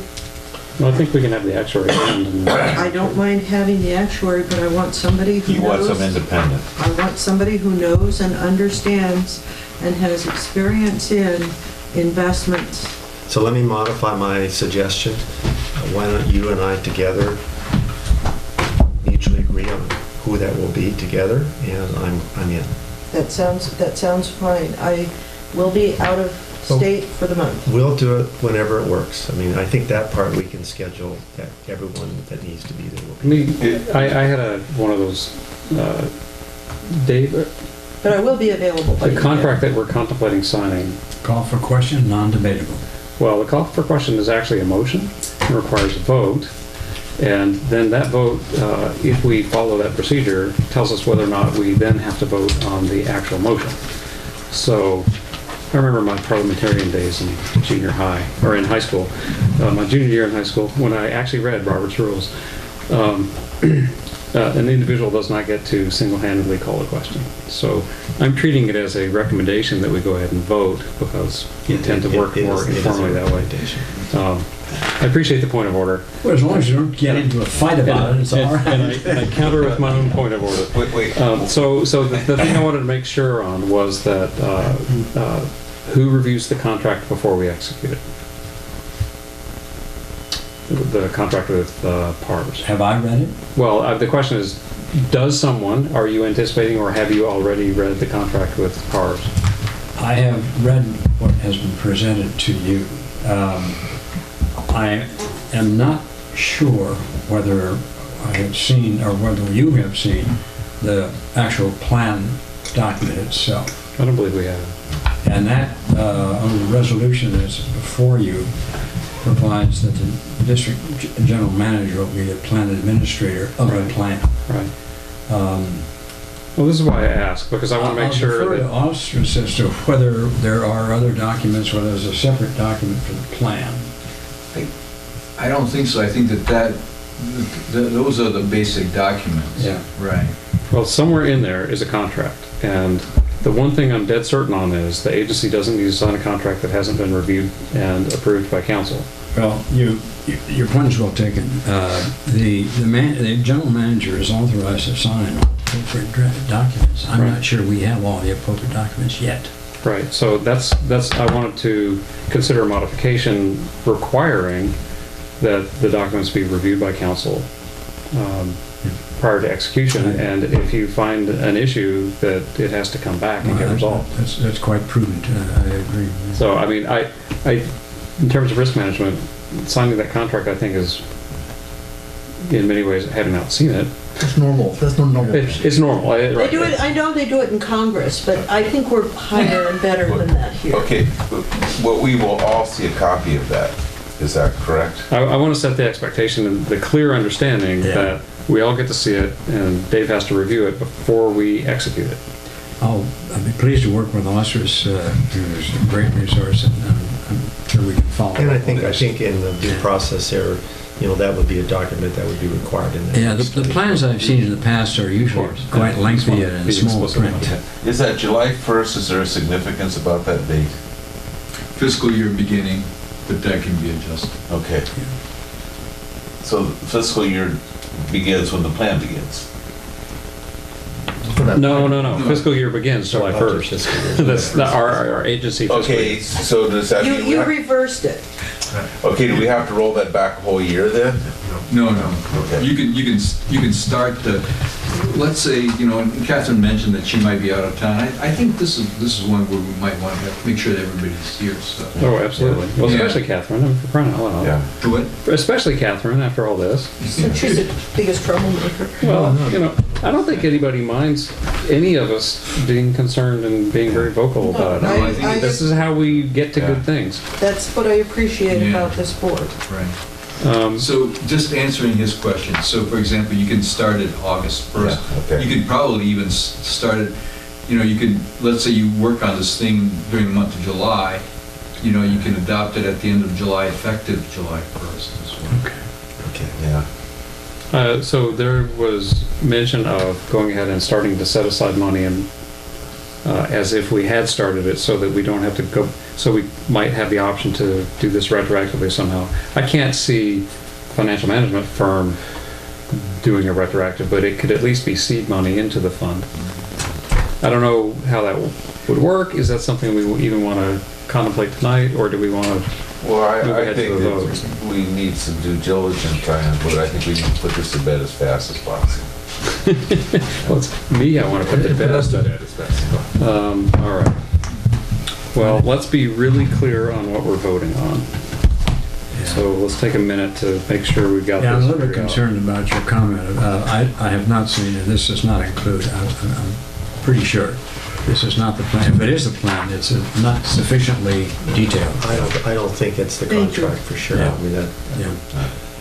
but I think, Scott, maybe let me try to summarize. So we would be voting on the two resolutions with the following caveats.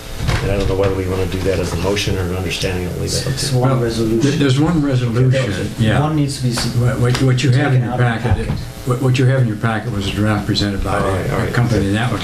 All right, one resolution. Right.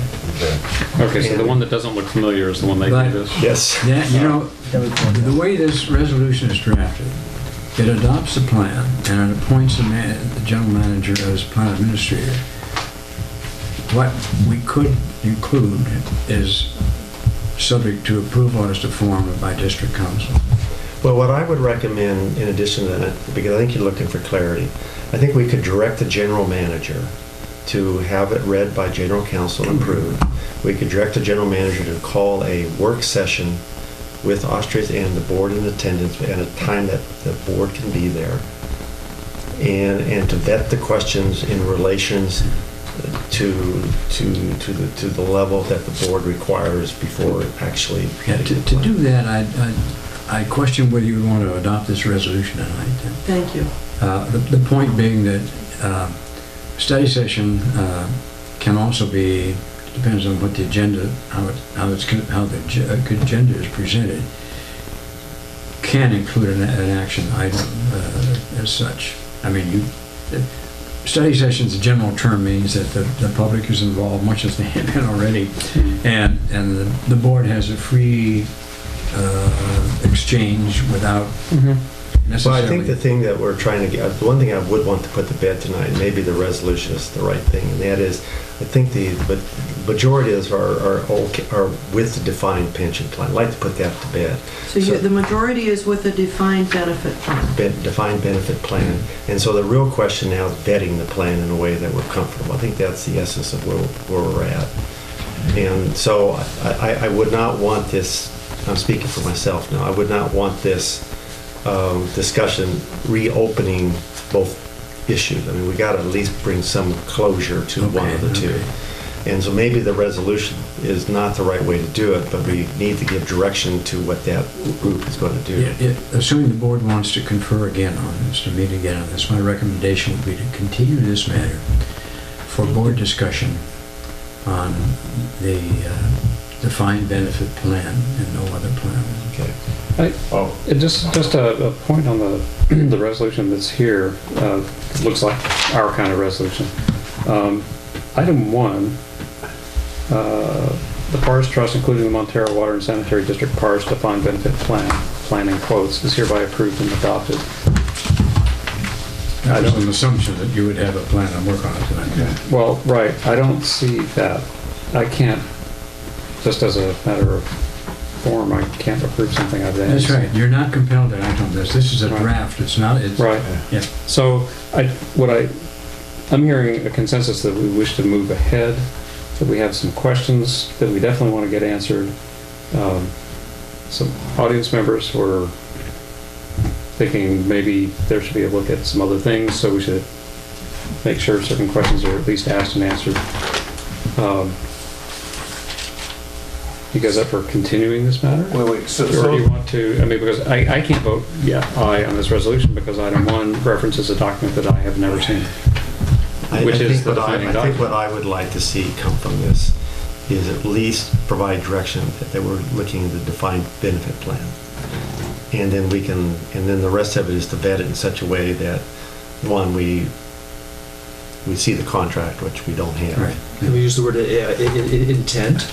The board approves I think, resolves an intent. I think voting on a defined benefit plan without having fully looked at other options Right, what you could do... is a mistake. What you could do is to approve a motion approving a defined benefit plan in concept or as a matter of policy, subject to a presentation of the complete plan and at a future meeting, a further discussion. I think The point being that would limit the consideration to define benefit plan as opposed to opening the entire. Well, I think we wanted to get information on the comparison at a minimum, so I don't want to close out that avenue because it's, if we can't act on it tonight, and I don't believe we can, because we don't have the plan in front of us. It hasn't been reviewed by you, and we, even if we had it in front of us, we'd still have to modify this resolution enough to put a couple of predicates in there before we could execute anything. It seems to me we need to see the plan. It seems to me that we have strong interest from one board member or a couple of members of the audience in hearing about how do they compare defined benefit. Look, if somebody tells me at the end of the day they both pay the employees the same amount of money and one of them doesn't have us on the hook to cover it if anything goes bad, I'm going to lean towards the one with us not being on the hook. But I don't believe there's any scenario where that's the case. My neighbor has, as many times as he can catch me getting home from work, to try to, between now and the next meeting, to try to show me something that will open my eyes. Feel free to bend my ear on it. But it sounds like we need to cover some things that we all agree we need to cover. So a work session sounds like it's a thing. It gives us an opportunity to get the plan in front of us. It gives Dave an opportunity to review it. Yeah. And then when we have anyone offering comparisons between the two different ways of doing this, we'll have a plan there to give us great detail on the one side of it, which right tonight, we don't have either side in detail to compare. Right? So we're voting after public input at a workshop. Well, we could resolve our intent to go a certain direction. I don't see the point when so that's a little wishy-washy. Well, there are times to do it, like when you're trying to do a memorandum of understanding with a union or something, you find anything you can to agree on, and you agree to that much. Yeah. But here, we've had, let's do the head count. We've had four board members say defined benefit sounds like the way we want to go. One board member vehemently against. I don't think we need to do anything further to understand where we're likely to go. But I think we're also the kind of people who, if we get really compelling information between now and when we actually do act, I've seen us, I can't tell you how many board meetings I've come to where I knew how things were going to go and we walked out having done something very different because we learned something. So I'm not afraid of getting more information on it. I did ask questions, and now it's been answered about, is July 1 a hard start date? Is there some reason, what's the I think the real, aside from the extra work for staff, the real work, or the real downside on this is that we're not starting the plan for the employees on July 1st. All right, so let's get down. Catherine, what are your days off? I think you've got an idea that might work. When are you on vacation? I'm leaving Saturday. And when do you come back? July 5th. Okay, so that's what I thought. So the thought I have is July 9th is the next board meeting, because we're not going to, so my recommendation, if you have enough time to flex your work schedule. In other words, let's lengthen the July 9th board session to include the work session on there. Keep it to one meeting. We're all here. We all have it on the calendar. We're not going to be able to get it in anyway until that time, just because of the vacation schedule. All right. And I suggest we just give ourselves 2 hours or whatever we need to vet this. What else do we have on the agenda that you'll foresee? We can meet early. We can meet at 5. That's what I'm saying. We would meet early. Yeah. We'd meet at 5:30, 6, or whatever we have to do. Take the day off. But I mean, I think... Hey, I'll be retired. I'll take a day off. Yes! Do you get a pension? Hey, Jen, work with me. This is not enthusiasm. Okay, I'm sorry. Yeah, that's really not helpful. Okay, so Clemens, what's on the agenda for the 9th, the way you see it right now? We will have to discuss the investment strategy on July 9. We need clarity on the investment strategy as well. No, that's part of the vetting of the plan. I'm talking about in addition to what we have to talk about in the plan. What else are we going to have on that agenda that day? Okay. We will have to take care of essentially associated items. We will have to look at employee retiree we have to put in place. We will have to look at total compensation at the July 9 meeting as well. Okay. And anything else that comes up in the meantime. I mean, do you expect it to be a heavy agenda night? Yes, because we have a month without a meeting, so just from experience, we're probably going to see a heavy agenda. Well, Mr. Chair, if I might, there's one little glitch on total compensation. If it includes managerial compensation, we can't consider it at a special meeting. This would be a special meeting. This would be a regular board meeting. The July 9th meeting? That'd have to be a special meeting. A regular meeting is the 2nd and the 16th. No, the 2nd is going to be changed. Oh, no, Well, Dave's right. Listen to Dave. No, why don't we continue this meeting to July 9th? Tonight's meeting. Did you say the 9th or the 16th? Or what date are we proposing? We're proposing to move the July 2 meeting to July 9. Which would be a special meeting. So why don't we continue Now, the this? 16th would be a regular meeting. And Scott's suggestion to continue tonight's meeting to July 9. And then we could schedule a special meeting for the new agenda items on the same night. Well, then what you would be continuing is the same agenda you had tonight. Well, right. And I'm suggesting that we could have 2 meetings on the 9th. One would be the continuation of this meeting, which is properly noticed on this item, and that's turning it into a workshop-y kind of thing is fine, I think, for that. I think that fits with the Brown Act. And then we could close that meeting and start up a new meeting that has the new agenda items on it once we're done. That has to do with what? That would have all the items that are for that he needs to get done on July 9th. Well, that's the problem. When you get back to compensation plan, managerial salaries cannot be considered at a special meeting. Okay. But we could do those on the 16th. You don't have, if you continue tonight's meeting, it doesn't include this. No, I think we take your point. There are things that would be on the 2nd that we could do that if we move it to the 9th, we can't do because managerial compensation can't be done in a special meeting. Right. Thank you, Bell. Right?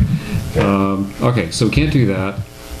Can we do that on the 16th? The 16th is the regular scheduled meeting. It is. That's a regular meeting. So then we could do that, correct? Yeah. 2 Thursdays in a row. Yeah. You'd have a much more Well, let me ask you a question. Let's play these dates out a little bit.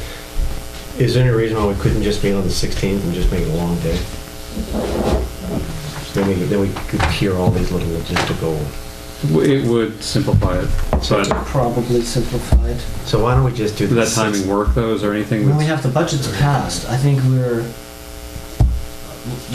fine. There's nothing, I mean, it's a 9th. appropriations limit we can push off to the 16th. Yeah, let's just do the 16th, and that way... I think frankly, that makes it... you'd have more leeway on subject matter. One Thursday. Okay. You'd have more leeway on subject matter if you go to the 16th. All right, so the 16th, and then make it a long session. The finance committee could approve warrants ahead of time because that's needed. 16th is the next SAM meeting. Right? Okay. So we would ask for the finance committee to approve the warrants Okay. before that. Okay, so one final thing on that 16th meeting, because it'll be a workshop meeting, that we have our normal distribution of how we tell people about the agenda. Is this one we can publish it, like, let's say in the Half Moon Bay Review or something like this? Yeah, if you want to do that. If you want to get notice of it, you certainly can. A particular item is not a legally required notice, but it accommodates publication of getting the word out. And then also post it on our website. That's pretty usual. Yeah. I think we have a plan to go. Okay, so, Our plan? Everybody clear on what we're doing? So the next meeting is the 16th, and we're gonna meet early probably. okay, do we tonight still take some kind of vote on a memorandum of understanding where we're coming from as it stands right now? I think our straw poll is Sufficient? Yeah. Yeah. And I think to those who want to change minds, now you've got a few days to push on it. And, you know, I don't know, I mean, it's always nice to get to closure, but the 16th isn't that far away. We might consider, again, placing the defined benefit plan on the 16th, with the understanding there will be a finance committee review. We were talking about that before. We give you further input. Yeah. Okay. Okay. All right, well, this has been, can we defer reports? But we still have to vote on canceling the next meeting, or the second meeting. No, we can, Just a general. Okay. if we have that understanding, the manager can announce that it's not gonna happen because of anticipation of failure to have a quorum or something. The same with the July 2 meeting. Exactly. So it'll be 2 meetings. So it'll be 2 meetings canceled in a row. And we pick up business on the July 16 meeting. Right. Where do you get the second meeting? Well, second meeting in June, he's proposing we cancel. So the last meeting in June, first meeting in July. The 18th and the second. Okay. Next time we meet is going to be the 16th of July. 16th of July. All right. Okay. I'm thinking reports. Anybody have anything important? No. It's 11:45. I want to extend my thanks to everyone who participated tonight. We did a lot of good things with unanimity. We did some hard things with collegiality and candor, and I appreciate that. I love the bashing and the meeting of the minds that we do here. I think it's part of what makes us a very interesting and special agency. We are a special district. We are. So if I hear no objection, we are adjourned at 11:45. Here, cheers. We're adjourned. Thank you, everyone.